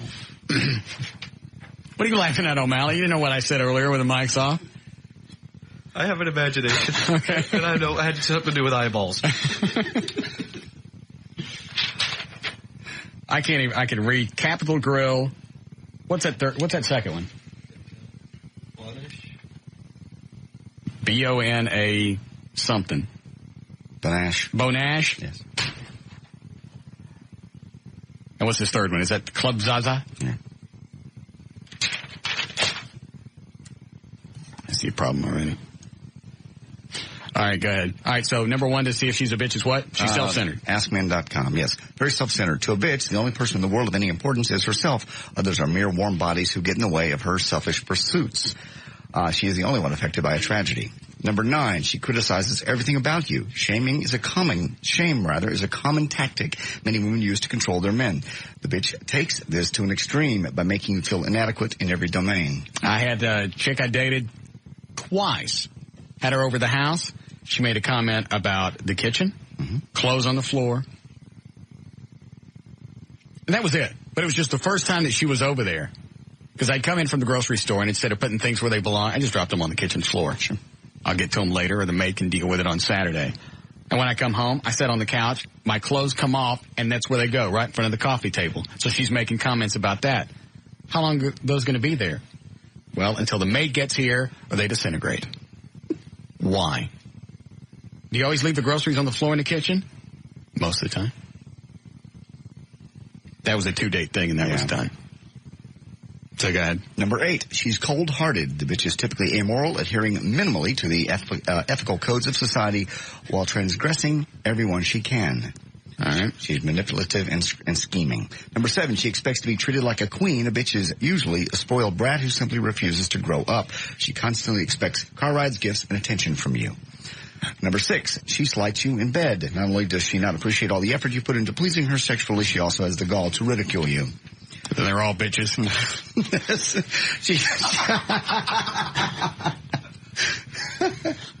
Number 5, she treats people like trash.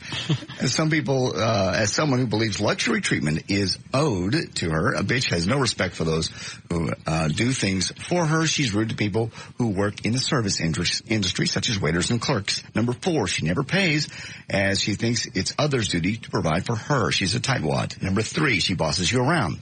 A bitch's massive superiority complex makes her think people are born to be her servants, especially her boyfriend. Number 2, she embarrasses you in public. A bitch cares nothing about the feelings of others, not even the one she's dating. In fact, she uses her man as a punching bag, sometimes even berating him in front of his friends. I've never had anybody do that. Have you ever had anybody embarrass you in public? No. Other than, want to fight or something in public and raise your voice. Yeah. It's always time to leave. And why is it they want to do that in front of everybody? And you look at them, and it's the standard, it's the cliche, lower your voice. I won't! And you can't do anything, and everybody thinks that you've done something to her, and she deserves to scream at you. You can't get them out. You can't do anything. I go back to that chick on the plane. We were going to Cancun that time, crying, throwing a fit on the runway, embarrassing the hell out of her boyfriend. And you got to sit there for 3 hours and take it. And she won't shut up? Nope. Honey, please shut up. Just please shut up till we get off the thing. If you just start crying and whimpering. If you'll just shut up until I'll give you cash. There'll be plenty of things in it for you. I will give you lovely gifts if you'll shut the hell up till we get off the plane. then you don't give them nothing. No. Number 1, she flirts with other men. She'll tease and allure other men right in front of you, never once considering how you may feel about it. And they say, ditch the bitch. So many good men somehow end up with cold, abusive women. But no man should have to put up with someone who treats them like a pest. If your woman has any of the four, those traits, you need to ditch the bitch. Good. There's news and information. J.D. Ryan, Live 105.3. This is Russ Martin.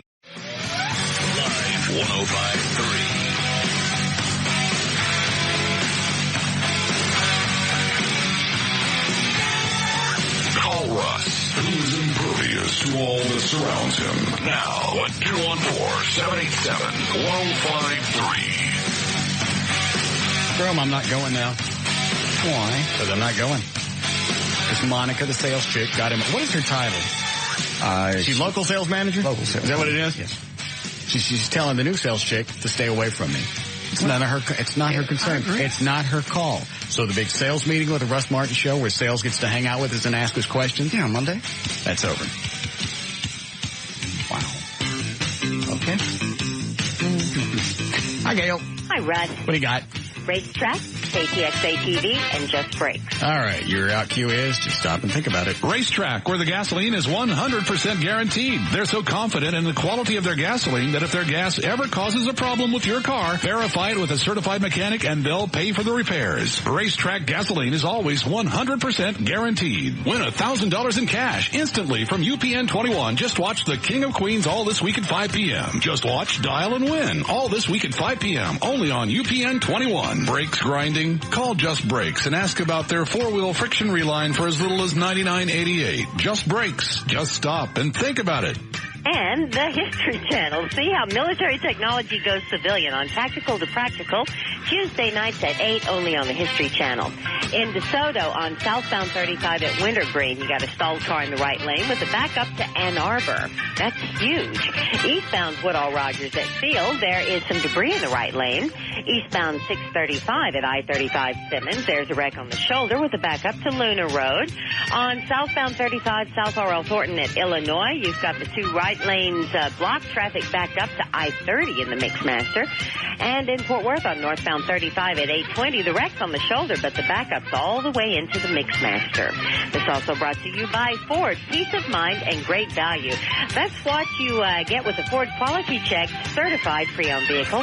To find the certified pre-owned dealer nearest you, visit FordCPO.com. I'm Gail Lyslett on the Alternative Talk Station Live 105.3. Thank you, Gail. Windy and cold tonight. 45, not as cold as last night, though. 45 for the low tonight. Sunny and almost 70 tomorrow. 56 now at Live 105.3. Mm-hmm. So, Dan, if you would, tell them that the big meeting for Monday is off. Sorry. Wayne Walker did exactly the same thing when he was here. He'd hire hot chicks and then tell them to stay away from me. First words out of his mouth, normally. Even though he's hiring chicks with no sales background. Correct. Because he knows they can get in the door where guys can't. So why would he think I was going to leave him alone if he's hiring hot chicks? I don't know. Sorry. Just trying to help out the sales department. Thought if we gave them a night, they could hang out with us, ask a bunch of questions, get everything handled, find out what we liked, what we didn't like, make it easier for them to sell the show. Since for some reason they're afraid of it. Why, I don't know. I really don't know either. It's not like we aren't approachable.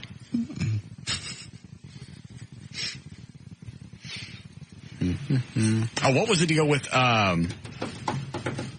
Chesner? Is he in or out? Because somebody called yesterday and said that there was something in D Magazine that said he's gone from Channel 5. I called a buddy of mine in television, who I'm not going to name, but a buddy in television says, yes, actually he has been told his contract is up January 9th, and they will not be renewing his contract after 23 years. Why? Somebody, I'll bet you, I don't know, but I'll bet you there's somebody new over at Channel 5. News director's been there a couple of years, chased Brad right away. This Michael Scott guy that's on midday, he's now leaving. I don't know if that has anything to do with her, but I know he is leaving. And then this, and now this. Because there's something to be said for equity in this market. Absolutely. You've been here for a long time. People know you. People trust you. And they cut you some slack when you're having an off day. She's been here 2 years, has no idea in the world who Harold Taft is, which I'm sure a lot of our listeners don't. But he was the original guy. I think more people that live in this area know who Harold Taft is than don't know who he is. Probably. Even though he's been dead for 10, 12 years. It's what I grew up with. So he is, I've not spoken to Scott specifically, and maybe that's a legal thing. Maybe he's not allowed to talk to anybody. I left a message on his cell phone. He did not call me back. But I talked to somebody else, and they said, yes, January 9th. That's too bad. Yep. Because those are the two people actually 3 people. Troy Duncan, since he's been here for like 25 years. Right. Who's David Finfrock? Finfrock, yeah. And then Chesner. Right. Always very accurate, very good forecast. When something bad happens, that's normally where you go. Right. Weather-wise. Maybe Channel 5 is trying to have more of a family image, and the Chesner got too sexy for him. No. I don't think that's it. I'm not going to comment on what I think it is. That's what I think. He's sexed up. Yeah. He's sexed up for the 5.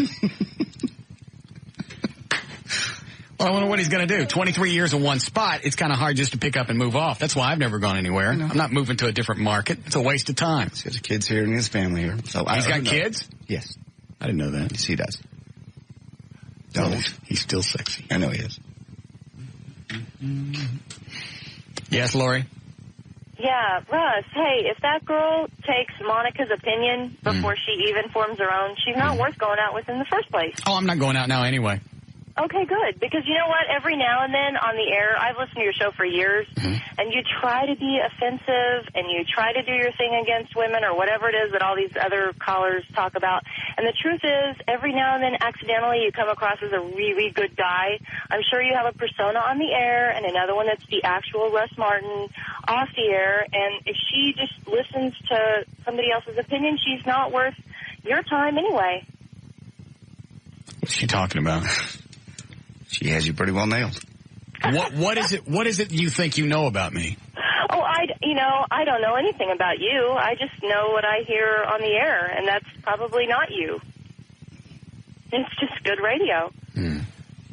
Okay. Really good, in fact, because like I said, I've listened to you for years. You have a great show. I think you're funny and all that stuff. Okay. But, as far as a girl on a date, I mean... I got it. So, no, I'm not taking her out now. At all, okay. No, it's too big of a pain. The fact that she wants me to drive someplace close to where she lives.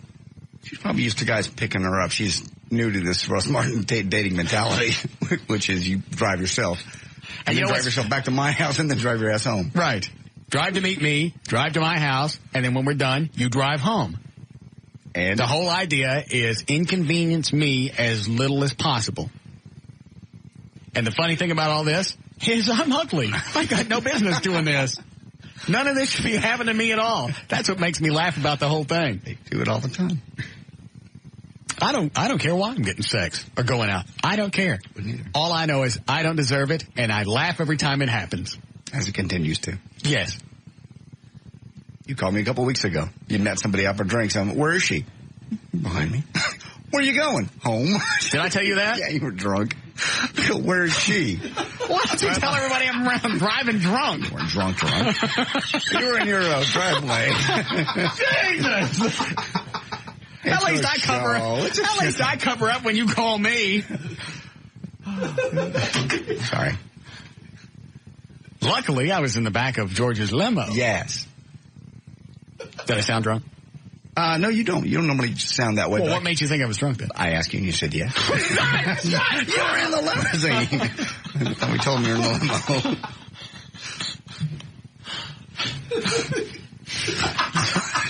limo. Well, I wasn't. That's not something we encourage. I understand. Especially with the holidays coming up. Of course not.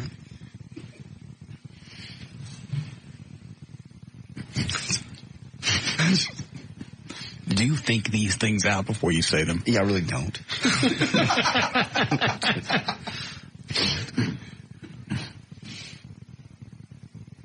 Yeah, and there was another night. I won't say who this is because I've talked about her a few times on the air. She met me and a group of us. Dan was there. Dan knows about this one. I won't say who it is because we used her real name. Okay. We'll just let it go. All of us went out for drinks. It was O'Malley. Did I already tell this on the air? I think so. O'Malley, his wife. Tassos went. Gavin went. Randy, my trainer. Friend of hers. Mm-hmm. And then this chick that we hang out with. Okay. And we get out there, and she just is... This is another loud one, and mouthy, and talking to Gavin, and she thought I was hitting on Randy, so she's going, is that why I'm here? Am I here to make Randy jealous? I went, no, I asked you to come out. Yeah. So then she starts hitting on Gummy Bear. Gavin. Yeah. Bear. Because he's got the gums. I know the gums. She starts hitting on him, trying to make me jealous. Oh, man. So after we're done, she says, I went, all right, I'm ready to go. You want me to follow you home? I went, yeah, because she'd been over once before. Mm-hmm. So we're on the freeway, and I thought, I can't take any more of this. So I just lost her on the freeway. Surely she called, though. Oh, yeah. Oh, I immediately, I get home, I shut off all the exterior lights, I go in the bar, and I shut off all the neon, because I figured you could see that from the street, and that would tip you off which house it was in case she forgot. And I sit out in the front yard in the dark, and I'm just watching, and I see her car go by. She never sees me, and she never stops. She's calling on the cell phone. Hey, I got lost. Where are you? 5 minutes later. I'm still looking. I can't find you. I wish I had to save the messages. I let Matt, our computer guy, listen to them. Ditched her on the way home. She called. The last time she called was about 12:30 in my neighborhood. Still trying to find the house. Well, you haven't called me back, so I would expect at least a phone call back. That's it. I'm done. And then a little after 1 o'clock, she calls when she gets home. Well, I'm not sure what really happened tonight, but call me back. I didn't. Yeah. Ever? No. I was going to call the next day and make an excuse on what happened. Sure. I thought, since I'm not going to see her again, why tell her anything? Just let her worry about it. Or wonder. Freaky broad. Oh, did you talk to Dover yet? Benjamin Dover? Yes. And where's the shyster? He's not a shyster. He called me last night wondering what the hell happened on the air as soon as I got off. I just told him what happened. Did you take responsibility? No, I blamed you. You blame me for you dropping GD, S, and F? Let's not get into this again, please. Did you really blame me for that? You started it. I wouldn't have said that stuff if you hadn't shot fireworks at me. I'm not going to hit the delay because you were trying to say shot.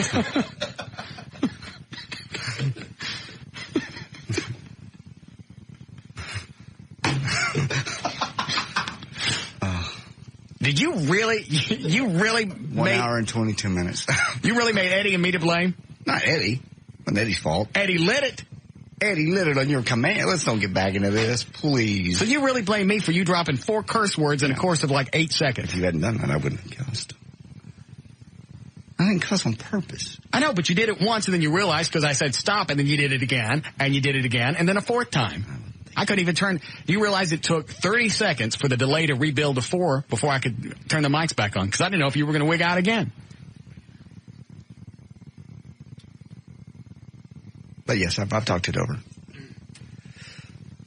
And we lost that middle part where you're wigging out because I had to hit the delay. Right. So we actually went back and it's a dramatic recreation. That's probably a better description of what we have. No, it's not. So if you missed it earlier, here was what happened during the dead air session. If you heard it last night when it aired, there was actually 30 seconds of dead air. We've gone back with a dramatic recreation, and we filled in the 30 seconds. There wasn't really a chick that came up with a tape. What do we call her? Pam Reuter. Yeah, Pam Reuter. There wasn't really a Pam Reuter. What is this? Oh, it's in 3D? Yeah, we have it all. Dramatic recreation in 3D, so stick your eyeballs close to the steering wheel. All right, that's stupid. All right, here it is. In case you missed it from last night, you'll know when the dramatic recreation kicks in. But originally when it aired, I had to shut the mics off and hit the delay. There was actually half a minute of nothing. We done? Okay. I apologize for the horrid show today. Not a horrid show. What was wrong with today? I ain't talking to you. What's wrong with me? Go ahead, do the plugs. For more information about the Russ Martin Show, to email us individually, go to russmartin.com. Answers to any questions, including audio, and any kind of link you ever want to know about, go to russmartin.info.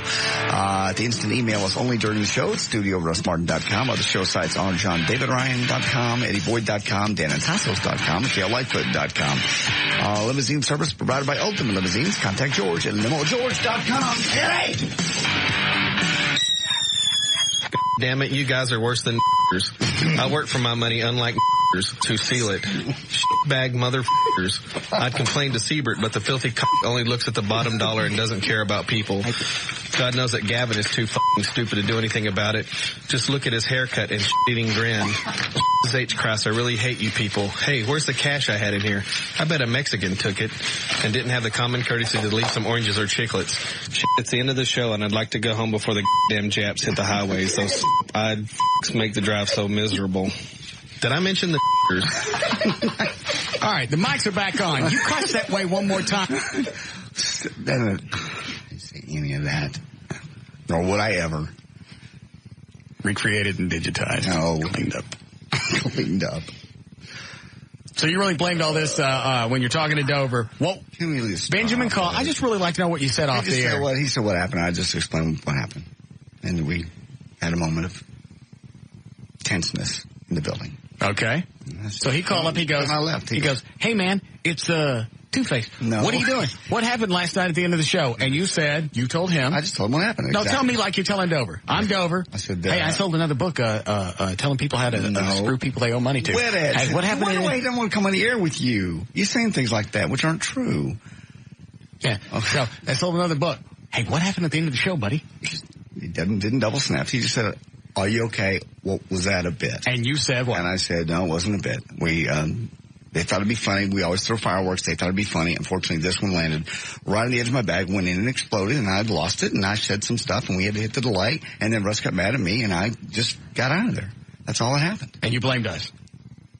I didn't blame Eddie. It wouldn't have happened if you hadn't thrown the fireworks at me. Why is it funny when we do it to everybody else? Well, had it gone in my bag, I would have swore. Well, Rob used to swear. I mean, it was an accident. I don't do it on purpose. But you didn't do it just once. You did it 4 times. And you took the Lord's name in vain twice. You know how bad that is? Eddie, bad. Where'd you put it? Bad. Oh, no. I thought you were going to let this go. I am, as soon as I find Leviticus. Now we got Leviticus. It's funny when you get twisted. That's the first thing that comes out of your mouth. GD. Obviously, the church ain't working. Clearly Every not. time you say that, you make the baby Jesus cry.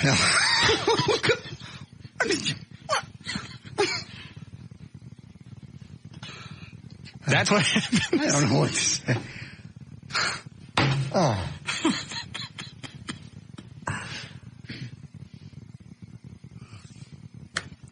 Just as long as you know.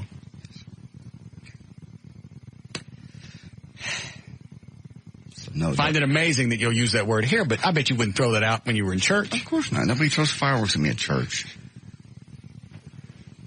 You find it? Okay. You shall not take the name of the Lord your God in vain, for the Lord will not hold guiltless whoever takes his name in vain. See? Mm-hmm. Every time you take the Lord's name in vain, you make the baby Jesus cry. Not. It doesn't say that in there. Yes, it does. It does not. It has a picture of him crying. Got all kinds of bad stuff that's going to happen. What's going to happen? Not forgivable. Do you want me to read you something from Ezekiel? Yeah, sure. Did you see Pulp Fiction? No, don't do that. Now a son of an Israelite woman whose father was an Egyptian went out among the Israelites, and the son of the Israelite woman. Where does he get to the bad part? The second verse. Then the Lord spoke to Moses. He said, Moses. Moses go, huh? Bring the one who cursed outside the camp, and all who heard him are to lay their hands on his head, and the whole congregation is to stone him.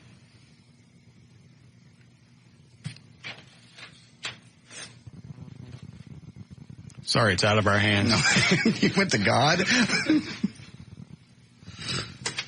So what's the deal? I my stoning. Okay, so what's the deal really quick? Dover coming on or not? No. He's just like to stay off your, as he says, radar for a while. Well, how long does he think this is going to last? Can he just get through Christmas and come on in January or something? I'd like him on now. Well, I'm going to see him Thanksgiving. He has some gifts for us. I don't want it. If he doesn't give it to me himself, I don't want it. And you tell him that. And he's no longer a friend of the show. Okay. Thank you. I will. Break. So why don't you just sit over there and think what you've done to make the baby Jesus cry? I do that. God. We'll be back.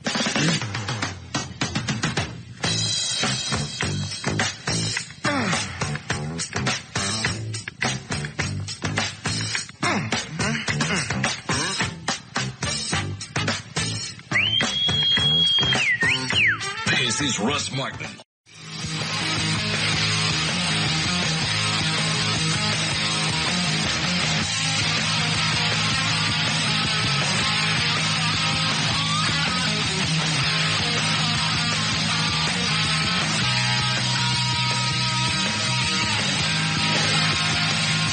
I'll make this quick because it's not really a good story. You know what I just told you about all of us going out and the chick showing up and saying, am I here to make Randy jealous? Yeah. And then hitting on Gavin. O'Malley said she just called, right? Yeah, she called in and said she couldn't believe that you thought she would actually hit on Gavin. Well, as fantastic as it may seem, that's what she was doing. She tried saying, by defending herself and saying that she was trying to set Gavin up with one of her friends. You guys were watching her. Didn't it look like she was hitting on Gavin? It did. Your wife, and Tassos. Yeah, and even Carrie, my wife, mentioned, but she seems like she's talking to every guy except for you. I think she thought I was flirting with Randy. Right. Well, you and Randy have good chemistry. I can understand somebody that didn't know you. If you're just talking and laughing, that looks like you're flirting. Right. Did she get up one time and massage Gavin's shoulders? Yes. And Tassos, I believe. See? What is that? Well, that's clearly physical flirting, yes. She's flirting. Did she not want to come on? I called her and left her a message because last time I talked to her, I said, do you want to come on? And she's like, no, I don't think so. And tried to call her back and she wasn't picking up, so I left her a message. And what message did you leave? Come on the air, or Russ tells everyone who you are. Good boy. Please call back soon. I didn't even have to prompt him on that one. No. Nice job. All right. I'm just telling you what happened. I understand. And we've all been out with chicks like that before. Touchy-feely on other guys. And any guy that's being touched is going to think that you're hitting on him. Because that's what people do. I had one at Cowboys one night. Literally grab a guy's butt. Oh, he was just a kid. I was just playing. We're going home. Get in the car. Oh, it was your date? Yes. Walking by, and he was just some guy playing pool. You know, you bend over and you're playing pool. He's just drunk as she can be. And she didn't know him? Went, no. I just went, hoo-hoo. Like, looked at me like... Well, when I say she didn't know him, she hadn't said anything to him even up to that point? Total stranger. Just walking by the pool table. Reached over and grabbed his buns. Looked at me like, wasn't that funny? I was going, we're going. Well, the obvious thing of reversing the situation, I'm sure that came up. Oh, no, I didn't even want to speak with her at that point. We drove home and never saw her again. Really? Yes. So I never met this one? No. It's about my third date with her. Her Cowboys. Walked by and just drunk off her ass anyway. All right. You ready to go with the news? Sure. Did you do a legal ID, Eddie? Yes. All right. Just about 6 o'clock. J.D. Rhines on Live 105.3. Thank you, Russ. It's brought to us by Miller Lite. This hour of the Russ Martin Show is brought to you in part by Miller Lite. All right, and from the NBC5i.com website, this is an investigation they have. You don't have to pay full retail anymore thanks to the NBC5 investigation that cracks the secret sales codes, according to Paula Rosenblum, retail research director at AMR Research and an expert on cracking the code. Most items will eventually go on sale if you just wait a while as we go into the biggest shopping part of the year. Retailers need to sell the products because there's more coming in every single week. So sooner or later, they got to get it out the door. According to Rosenthal. Well, that doesn't really help this time of year because you can't wait too long. And you know everything's going to drop after the first of the year. Yeah. They said there's certain parts of the week and certain parts of the month that are best for certain different items. You get the best deals on Friday or Saturday at the end of the month because the new stuff's coming in. Retailers have more clothes and shoes coming in. They got to make room. So the Friday or Saturday at the end of the month. You hit specialty stores on Wednesday and Thursday. Why? Retailers come in on Monday morning, look at what's been sold the previous week, and then they do markdowns. So it's the middle of the week. All right. Retail rules change when it comes to CDs and DVDs. You buy them as soon as they are released. The experts say retailers debut them at a lower price, then raise the price over time. Oh, I didn't know that. And when it comes to electronics, the deepest... Hold on. Did you guys buy that Beatles CD for me? I saw it on TV today. I wanted to hear the difference between... What is it called? Something Naked, isn't it? Is it Let It Be Naked? Naked. Yeah. Because that was the big deal with Paul McCartney. He didn't like the way the songs were originally released, and that's why they redid this. I wanted to hear it. Go ahead. And we pay for it? We get it free? We got it from Tower Records down on Lemon Avenue. Free? Free. All right, good. Love Tower Records on Lemon. Yes, we do. And when it comes to electronics, the deepest discounts come in March and April, although many stores sell digital cameras as a loss leader just to get you in the door. Hopefully you'll buy batteries and other stuff. And as a final tip, if there is no deal, simply ask for one. A lot of times they will. They'll come up with something. They already have it in their back pocket, a lot of salespeople, but they're not going to whip it out unless they have to. They call it like spiffs or something or other, where salespeople can give you this if it's going to make you buy something more expensive. Lee Harris is big on that. Oh, yeah. He didn't like paying retail for anything. He had like a $150 pair of tennis shoes I think he said he paid $25 for. Well, I'm sure he said that. Well, but I've seen him negotiate on things that I never would have thought, like electronics or whatever. Give me this or throw in some batteries or whatever. And sometimes they would, sometimes they wouldn't. But he got more than what I would have asked for. Yeah, so I don't ever ask. Hold on. She's on the phone. Okay. What's the story? She said she wouldn't come on the air. Oh, she did? Yes. Okay. We gave her the chance. Go ahead. Finish the news. Okay. When we fall in love, our brains release dopamine, the chemical that makes us feel good, whether we're in love or just actually maybe smoking methamphetamine. Doctors who head the England's National Addiction Center say you might as well face it. Some people actually become addicted to the feeling, addicted to love. Attraction and lust really is a drug and leaves you wanting more. Dr. John Marsden said that also being friends with benefits is almost impossible to pull off without falling in love. Basically, since we are hardwired to procreate, lots of sex with the same person makes us become attracted to that person and think they'd be a good mommy or daddy either way for our kids. Also, the part of the brain that's addicted to sex convinces us that the best way to get more of those feel-good chemicals is to fall in love and get regular relations. So they're saying it really is a drug. It kicks dopamine in, and that's why we fall in love. Well, and that's the other thing in the beginning of a relationship. That's why you want to see the chick so many different times. Mm-hmm. And I haven't had that in a while. Yeah. I mean, I've gone out, but you haven't been with somebody where you're thinking you can't really enjoy the date that you're on because you're wondering if you're going to get to see them the next night. Right. I haven't had that in quite a while, including the chick that we were just referring to. Go ahead.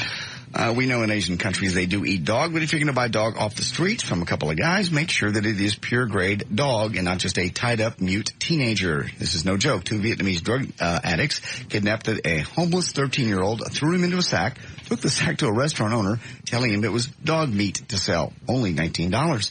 And the kid was mute, so he couldn't scream for help. But the restaurant owner, of course, opened up the bag. He was shocked and probably a little disappointed, too. But since the mute teenage boy isn't basically something they could eat, the owner fed the kid and let him go. In case you didn't know, dog is a delicacy in Vietnam, and there's been a huge black market for smuggling canines in. That's why they really jumped on the bargain. They thought it was only $19. An anti-pornography activist in Louisville, Kentucky was arrested over the weekend for picking up a prostitute. 65-year-old John Wayne Riddle, the vice chairman of the morally righteous organization called Compass, which is Citizens for Metro for Property and Safety and Security. I sent that email or that story on to Bruce over at, what's his new place? Planet X. I got a nice big long diatribe back. Stuff like that always drives him nuts because he said more often than not, if they know Bible verses, and the more adamant they are, there's a really good chance that they're nads deep in a relative. Doing something bad. Yeah. This group, Compass, is on a mission to help keep adult bookstores and sex shops out of residential areas. That was why I sent it to Bruce. John Wayne Riddle was charged with 1 count of solicitation for prostitution after the cops saw him with a known prostitute. By the way, she was HIV positive, so the cops probably did the guy a favor. Good. In San Francisco's Golden Gate Park, a woman let her pit bull off the leash, so Sergeant David Herrera of the police department, the mounted unit on the horses, shouted at her to put the dog back on the leash. Instead, the dog mauled the horse, sinking its jaws into the horse's back legs and ribs. Well, this set off a chain reaction. The horse bucked Sergeant Herrera to the ground. The woman tried to pull her dog off and got kicked in the face by the horse. The pit bull chased the horse at full speed through the park, and another cop shot the dog. The dog did survive, by the way. The cop came away with back and neck injuries, and the woman was treated for a broken finger and injuries to her head. Why do people still breed or buy these dogs? I don't know. Because you never hear of a good story. German Shepherd or a Doberman Pinscher mauling a kid. It's always a pit bull or a Rottweiler. I don't know if that's their tendency or whatever, but every time you hear that story, it's that breed. All those 2 dogs. I don't know. Valerie Bertinelli over Eddie Van Halen. Well, they're actually just separated, but she set her sights on another celebrity. 60 Minutes, Mike Wallace. 85-year-old Mike Wallace on yesterday's Ellen DeGeneres show. Valerie told Ellen, quote, "Recently, I was finally able to tell him that I've had a crush on him for 20 years. I really, really did. Still do. The man is gorgeous. Oh, God, feel my heart. It's beating so much. He's just so handsome, intelligent, and he's got that demeanor about him." At least with her, or when she was with Eddie Van Halen, when they're kissing, that's the only time she's licking cancer. Yeah. Right. God. With Mike Wallace, it could be all over him. Yeah. Hold on. Tell the guy on line 8, fine, but Chihuahuas don't eat more babies than Rottweilers. Thanks, though. I'd love to hear what he was going to say. All right, hold on. I don't believe. Yes, John? Yeah, I just wanted to say that pit bulls are good dogs. Like I said, Chihuahuas do statistically bite more people than pit bulls. Where do you hear that?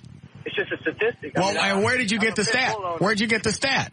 I've just read it before. And where did you read it? I don't know the name of the magazine. All right, well, don't throw stuff out that you could obviously make up. You don't know that Chihuahuas bite more people than pit bulls. That's retarded. No, when was the last time that you read a story that a Chihuahua mauled a baby? Well, you don't, just because they don't. That's because it doesn't happen.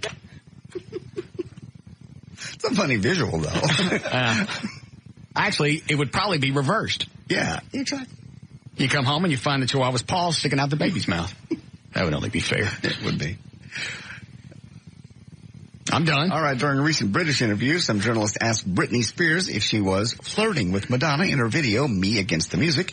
Britney's response was, and I quote, "Honestly, there's like some sort of energy thing between us. She's like my godmother. I had this idea, like I really like my new single, and I said, you know what? Do you think Madonna would join me? And my people, they were like, come on, Britney, you know.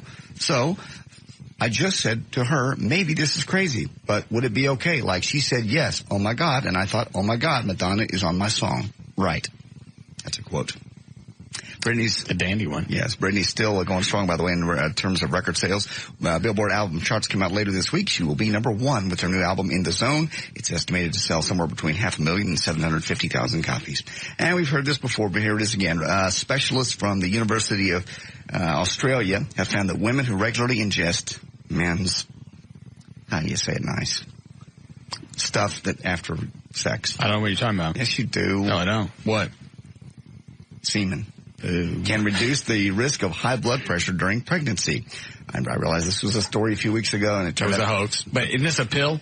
It turns out to be a pill, and this is also on its website called theage.com from Australia. Okay. The doctors say it's because frequent oral exposure helps a woman's immune system to get used to a partner's seed rather than attack it. On the flip side, the Aussie researchers believe that ingesting it might help prevent cancer because one of the main ingredients in it makes the immune system attack the cells that turn into tumors in the ovaries and the cervix. Okay. And again, the researchers, who are led by a woman, one Sarah Robertson, say these chemicals have to reach the body orally. So they may actually come out with a freeze-dried spermazoa pill coming up very soon.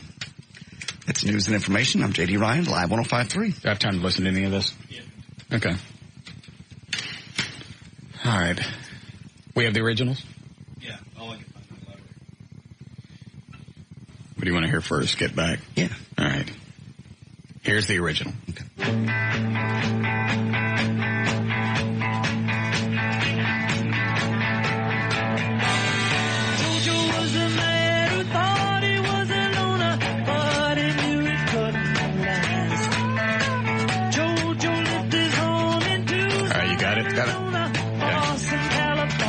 Didn't Phil Spector do these? Is that what the story was? Because that's what he was famous for. Right. Phil Spector. He would produce and overproduce, and they call it the Phil Spector Wall of Sound.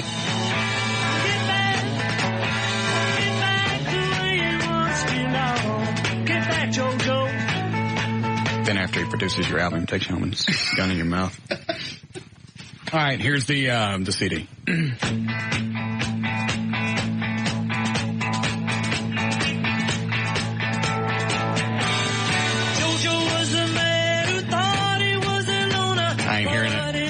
Cleaner than the version we had. Cleaner, yeah. Jojo left his home in Tucson, Arizona, for some California grass.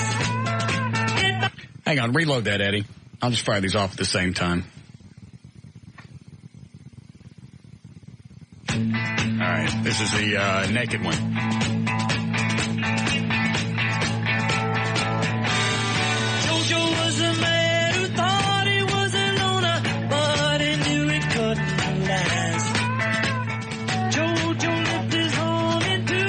Hard to tell because our copy sucks. Yeah.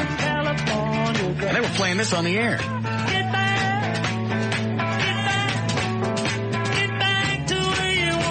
I don't hear the difference. The separation's better and it's cleaner. Yeah.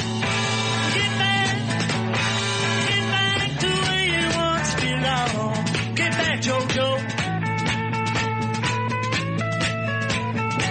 I don't hear anything there. What's the next one? I hate that song. I do too. Ain't much of the Beatles I like. All right. Here's the original. I mean, yeah, here's the one that we heard on the radio. The long and winding road.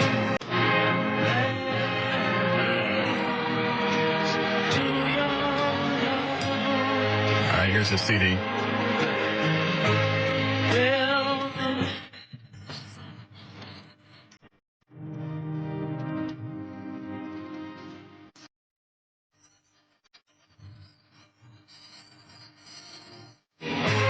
Yeah, I can hear the strings back in the original. Right.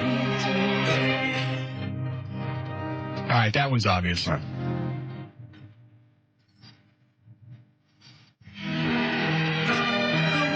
I get better with the strings. Listen.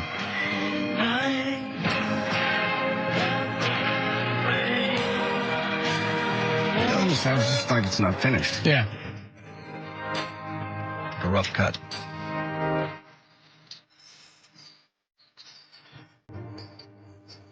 Glad we didn't pay for this. It's another one. I don't know that song. Don't Let Me Down. I think I know that one. Thank you. This is a CD version. Don't let me down. Don't let me down. Don't let me down. Just pull all the vocals back a little bit and there's just more production value. Nobody ever loved me like she did. Yeah, you're right. This new one just sounds like they left out a few audio tracks. And if somebody loved I think Phil Spector knew what he was doing, except for shooting people in his house. That's not good. she does. Yes, she does. It's kind of hard, though, to decide who do you believe, the guy that kills people in his house or some guy that marries one-legged chicks. All right. All right, load up a break, Eddie. All right, we'll be back.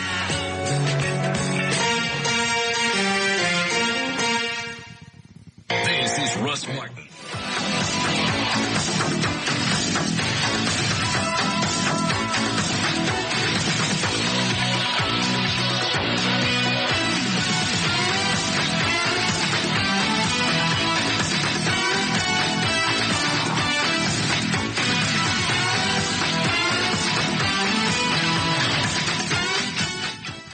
What are we going to do? Jeopardy from last week we didn't get to? Yeah, we didn't play Friday. Oh. Mally, you want to play? Grab the spittle on your way in. That's my favorite part of the floor. I'd like to move the whole show over there. Sorry. I've got to go over there. It's all right. Obviously, I carry a lot of weight to get that thing fixed. Here comes Gavin. How long before they fix that floor? I'll get right on it. They've had a year and a half. The problem is we're going to have to take this whole thing up and start over. So? Explain the problem to me. Apparently, from what I've been told, it's underneath, and no matter what you do, it won't get any better. So you have to basically go down, re-flatten it out. Okay. Why would they turn it into a studio if they were going to make crappy floors? That's BG before Gavin. Okay.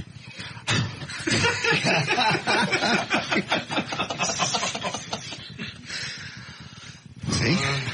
Oh, this is even better. What? Gavin. Tell them the radio name you used to use. It was a long time ago. I don't care how long ago it was. Tell them your radio name.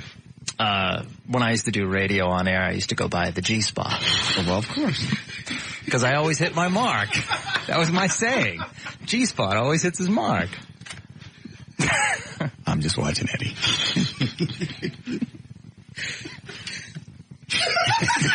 That's awkward.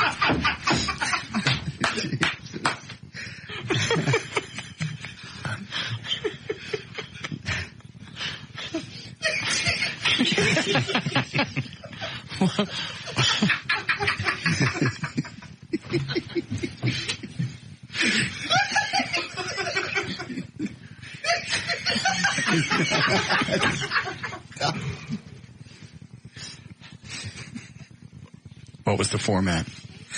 Classic rock. Where was the station? Cape Cod, Massachusetts. It was like bar nights and everything, you know? What do you mean? I just do call-ins from the bar. Oh, so you didn't have your own show? No, G-Spot didn't have his own show. He just had a place. Yeah. I thought it was catchy at the time.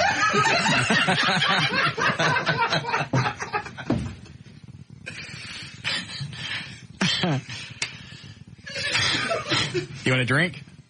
Sure. Come on. Well, I'll have a drink with a G-spot. You want some Jack? Sure. It's either Jack or Laboris. I'll take the Jack. There we are. Drinking with the new program director. Yeah. How long were you in Vegas? 4.5 years. What was the station there? We had like an alternative talk station and a news talk station. How did you meet Siebert? Yeah, how'd you meet Siebert and Kurt Johnson? Just through Infinity contacts. Was that an Infinity station in Vegas? Yeah. Yeah, I've been with Infinity for 4.5 years. What about before that? I was on Cape Cod, worked for a man that owned car dealerships and owned a couple radio stations, and before that I was with American Radio Systems, which is now Infinity. Got it. Well, I'm sure they went through a lot of interviews before they hired Gavin. No. I didn't think so. How many interviews did you have with the station?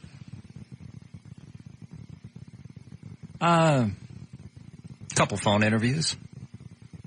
And the one with me? Yeah. Okay. That took place outside of a pizza joint. I was having lunch when you called. Well, we're certainly happy to have you. It's great to be here, man. You're doing a fine job. Always a pleasure to work for you. Not really. God. All right. You know how we play this? Yeah. It's like the Jeopardy on TV. Another tug? Sure. You want one, O'Malley? We're getting ready for the holidays. Yeah, sure. All right. John, why don't you have a... I don't. Thank you. Tug of some vodka. Oh, yes. Change my mind. All right. Ready, Eddie? Yeah. Okay. Here we go. It's time to play Rock and Roll Jeopardy! And here's your host, Russ Martin. All right, we've got 4 people on the phone we'll be playing for. What could they win, John? A month at Larry North Fitness plus his book, Living Lean. Also 12 months, bronze level web host service from BurtBiz.com, the official web host of Live 105.3 and the Russ Martin Show, and lunch for 4 at the Penthouse Club. Okay.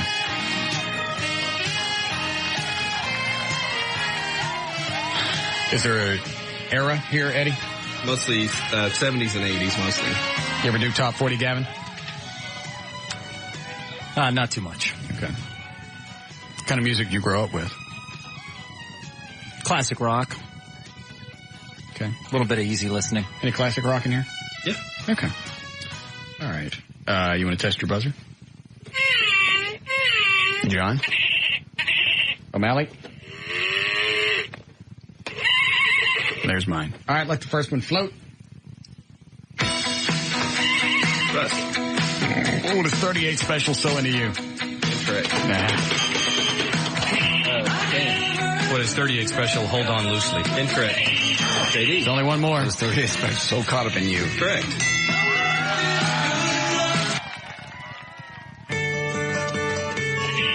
JD. It's Jim Croce, Time in a Bottle. Correct. Russ. What is AC/DC? No. Quit it. Thunderstruck. Correct.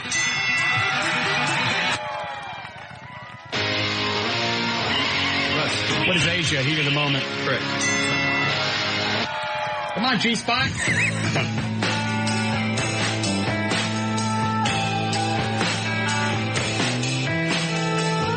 Walking down this rocky road, wondering where my life is leading, rolling on to the bitter end,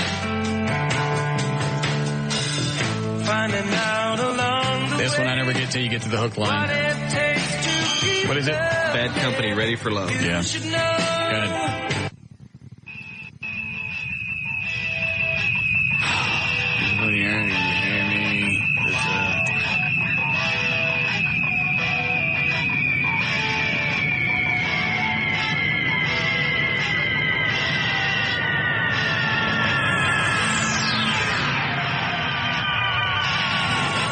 The opening line, People of the Earth. Can you hear me? Yeah.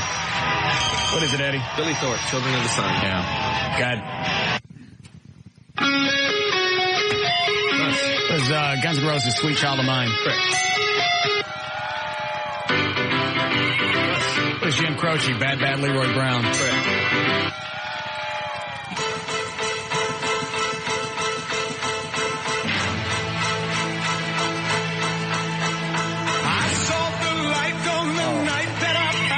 What is Tom Jones, Delilah? Correct. I saw the R Spy.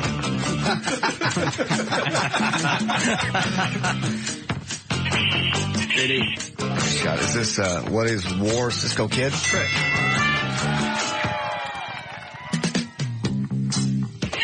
Russ. What is Andy Cam, Rock Me Gently? Correct. 1974, the G-Spot.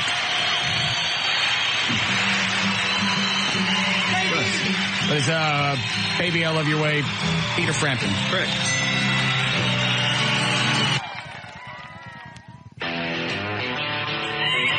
What is Aerosmith, Same Old Song and Dance? Correct.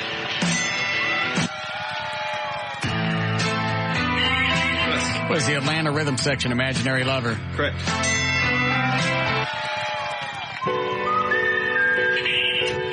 Yes, John? Barry Manilow, Can't Smile Without You. Correct.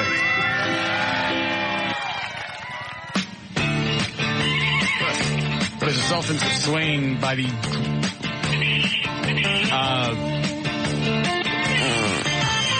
or Dire Straits, Sultans of Swing. Correct. You gotta hit your buzzer.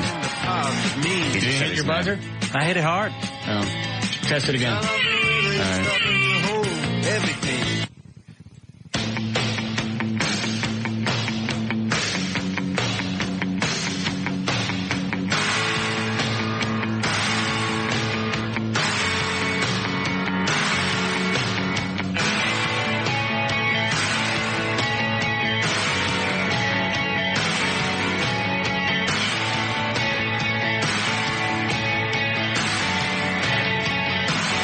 Somebody like Jackson Brown? Yes. I can't keep up. I don't know the song, though.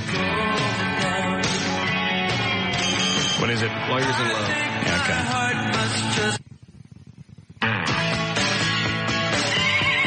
What is John Cougar Mellencamp tumbling down? Correct.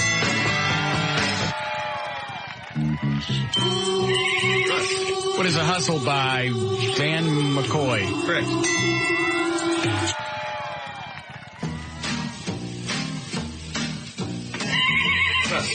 What is Mac the Knife by Bobby Darin? Incorrect. G-Spot. What is Donka Shane, Wayne Newton? Correct. Thank you for all the joy. The Sammy Hagar Can't Drive 55. Correct.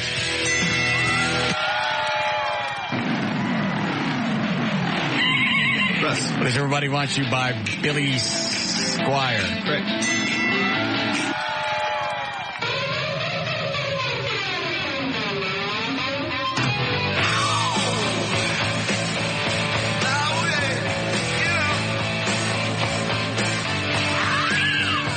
JD. What is Van Halen, Run with the Devil? Incorrect.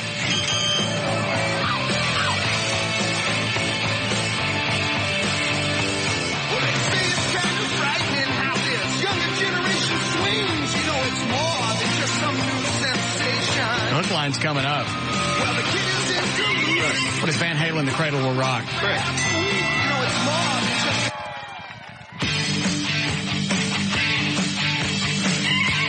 What is Foreigner, Dirty White Boy? Correct. High spot.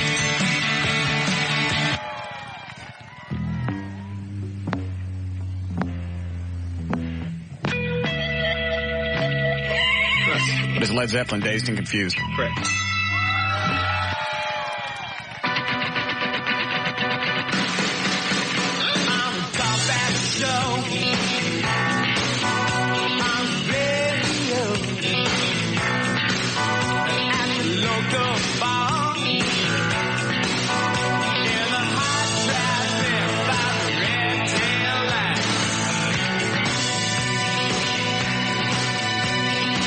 That's all I know. Oh, here it comes.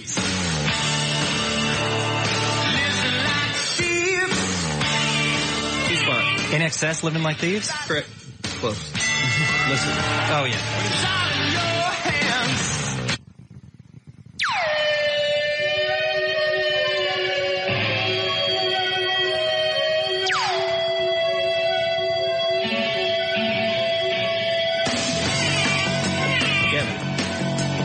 The Police. Message in a Bottle? Incorrect.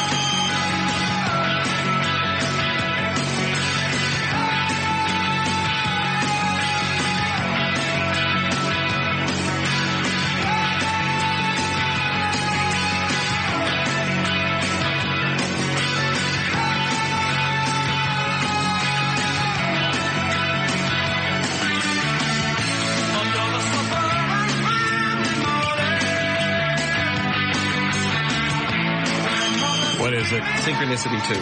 That's a song? Yeah. I don't know that. God.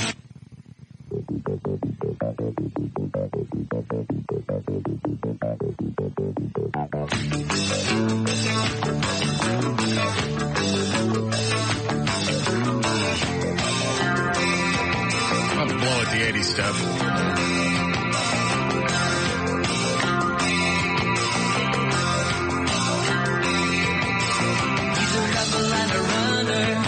You know all these, John, being music director at the Eagle and all the free Coke trips. I didn't do any Coke. Good, because you didn't earn it.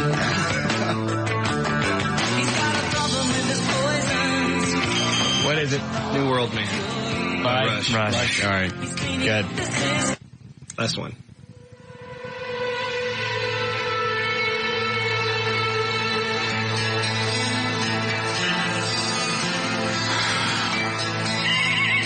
Russ. What is Def Leppard?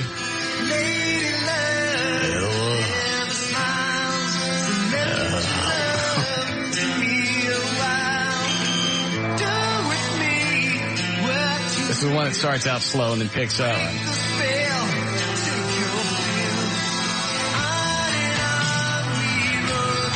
What is it? Foolin'. Oh, all right. The score, John? Final score. Dan O'Malley had -1. Gavin had 1. I had 4. You had 13. All right.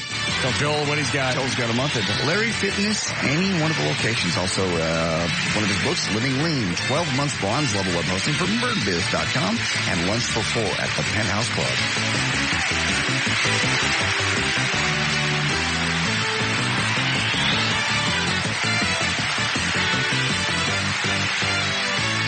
This is Russ Martin.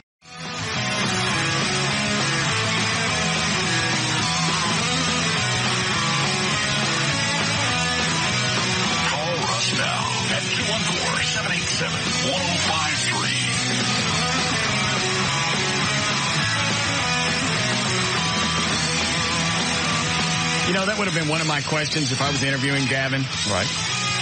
Do you have a nickname and radio or what air name did you use? Just to find out, because if you use G-Spot, chances are. Or what college nickname did they give you? Yeah. G-Spot wouldn't be one of them. No. Not a positive, powerful name. What, Eddie? What do you think Dan Lewis had as a college? Oh, the same one he has at home right now. You make me sick. No. Hey, did you call him for today? I tried to, but he never called me back. Since you had the big fit at the end of the show, John, we were going to have Dan standing in here. Oh. In your spot. He never called? No. I just called and left a message. I only have his home number now. I used to have his cell phone number, but I think it's been disconnected. Maybe we should send him something for Thanksgiving, since his family is obviously in that would be very tight situation. That would be very thoughtful.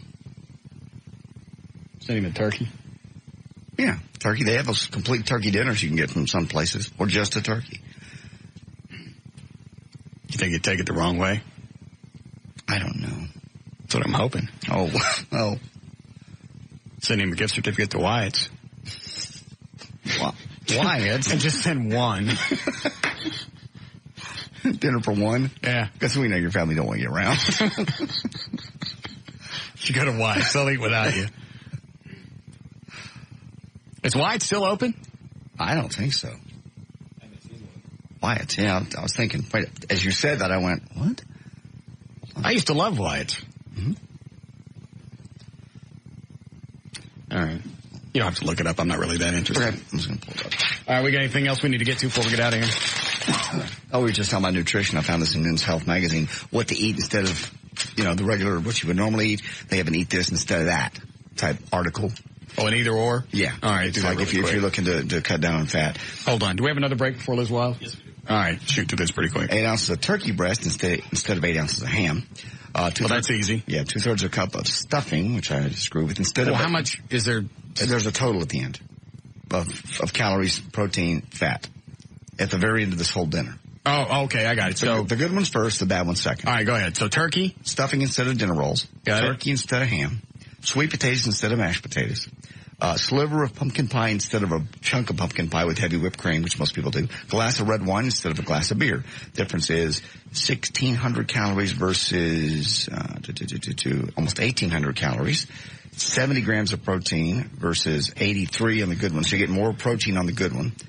Carbs, 100. Just give me the fat. Because most people aren't going to give a rat's ass about protein or about carbs. 2/3 the fat, 50 versus 90.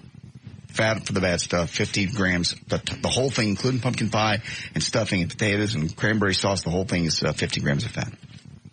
And you can eliminate, I don't know how many different times to go over this. You can eliminate a lot of that crap just by the way you're cooking it. I found some potatoes last year. I forget the brand, but the way they're grown, you almost don't have to add butter. It's Golden. You ever heard of them?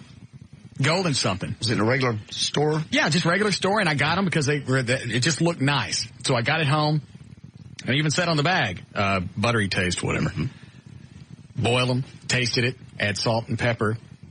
Tasted fine. I went ahead and added some fat-free milk and some margarine. Right. You can get that spray butter, too, that I really like. Well, I know, but I didn't have to add any calories or anything. Yeah. There's a lot of stuff you can go through and cut back, and nobody's going to notice. That's what's amazing about all that crap. Mm-hmm. Hold on. What did you want, Dan? Siebert handed me this. It's a little information sheet about the Christmas party. He wants you to be in a talent show.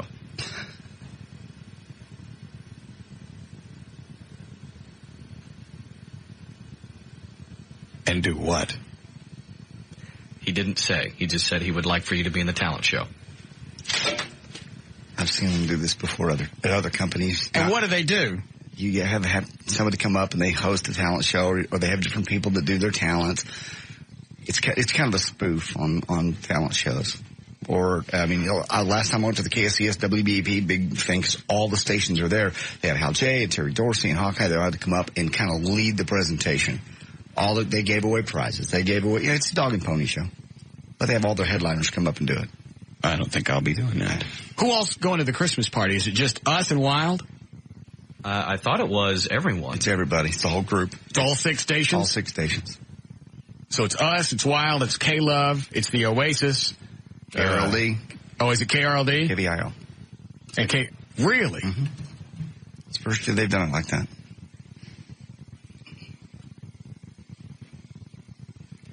No, I don't think I'll be enjoying this. Okay.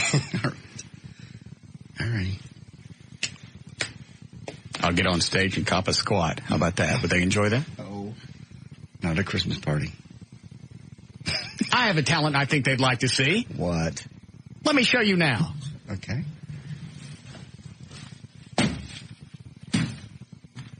Oh.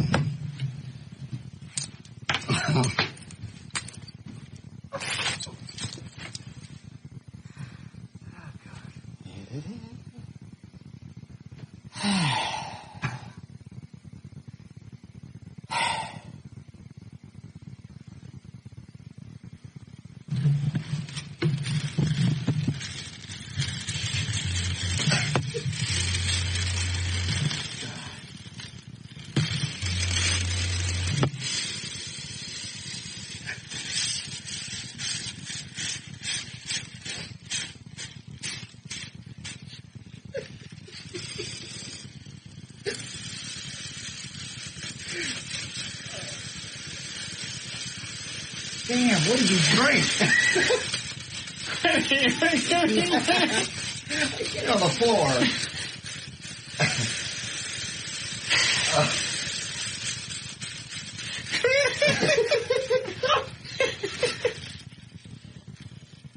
God, it stinks in here.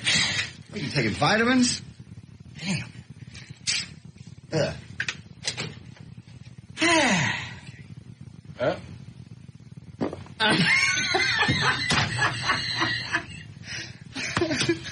I believe I'll be going to the Christmas party if you'll do that.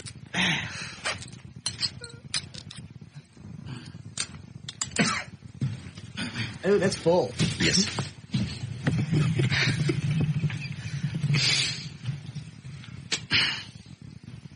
Thank you. Okay. I ain't gone in a couple hours. Clearly. So if Siebert would like me to do that, do we have another break? Yes. It's starting to get a little ripe in here. Yes, it is. I recommend you turn the air purifier up and let's clear the room out for a while. I will. Hold on. Does that guy on the phone know? All right. Tell me really quick, Jeffrey. Jeffrey. This is Jerry. Whatever. They're called Yukon Golds. The potatoes? Yes. Have you had them before? Yes, I have. And isn't it weird? Yes, they are. Because you can boil them and cook them, and all you have to add is seasonings, and really you don't have to add any butter. That's right. And they come out looking like they've been poured with butter poured all over them. How do they grow those? Do you know? No, I have no idea. No idea. Speaking of gold, I got to go. I got a bucket full of it in here.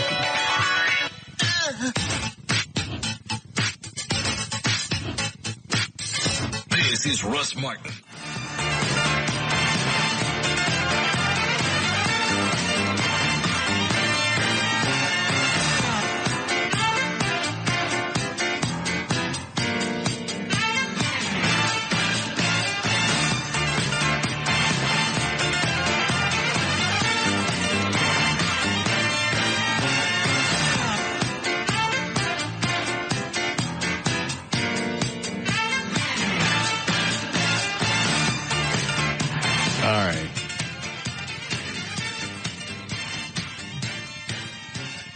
We get to everything? Yep. Okay. And let's do the plugs and let's go. Okay. I'm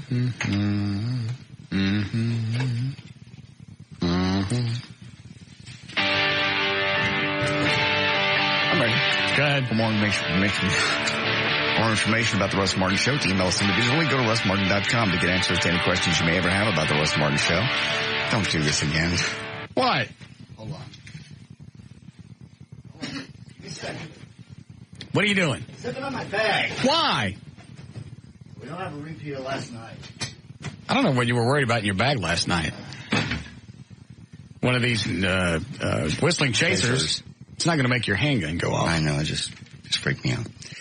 For more information about the Russ Martin Show, email us individually. Go to russmartin.com. Answers to any questions you may ever have, including the links and audio. Go to russmartin.info. Studio at russmartin.com is instant email during the show. John David. He didn't light it. He just threw it. JohnDavidRyan.com. EddieBoyd.com. DennisTossos.com. They're not lit. I don't know that. I have to read this and looking down. I see stuff flying. All right. Go ahead. Everything else is live105.com. Bye. Oh, God, that one's lit.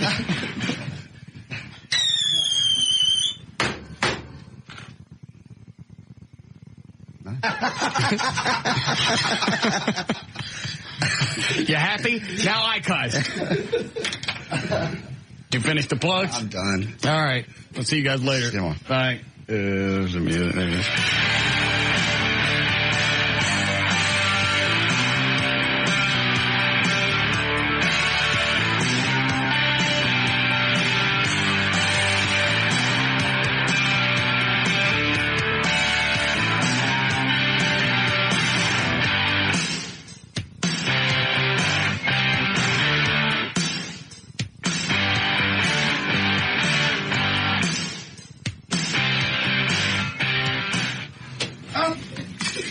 Go again. I was trying to get over to 100. I can't tell if you knew the mics are on or not. I don't think so.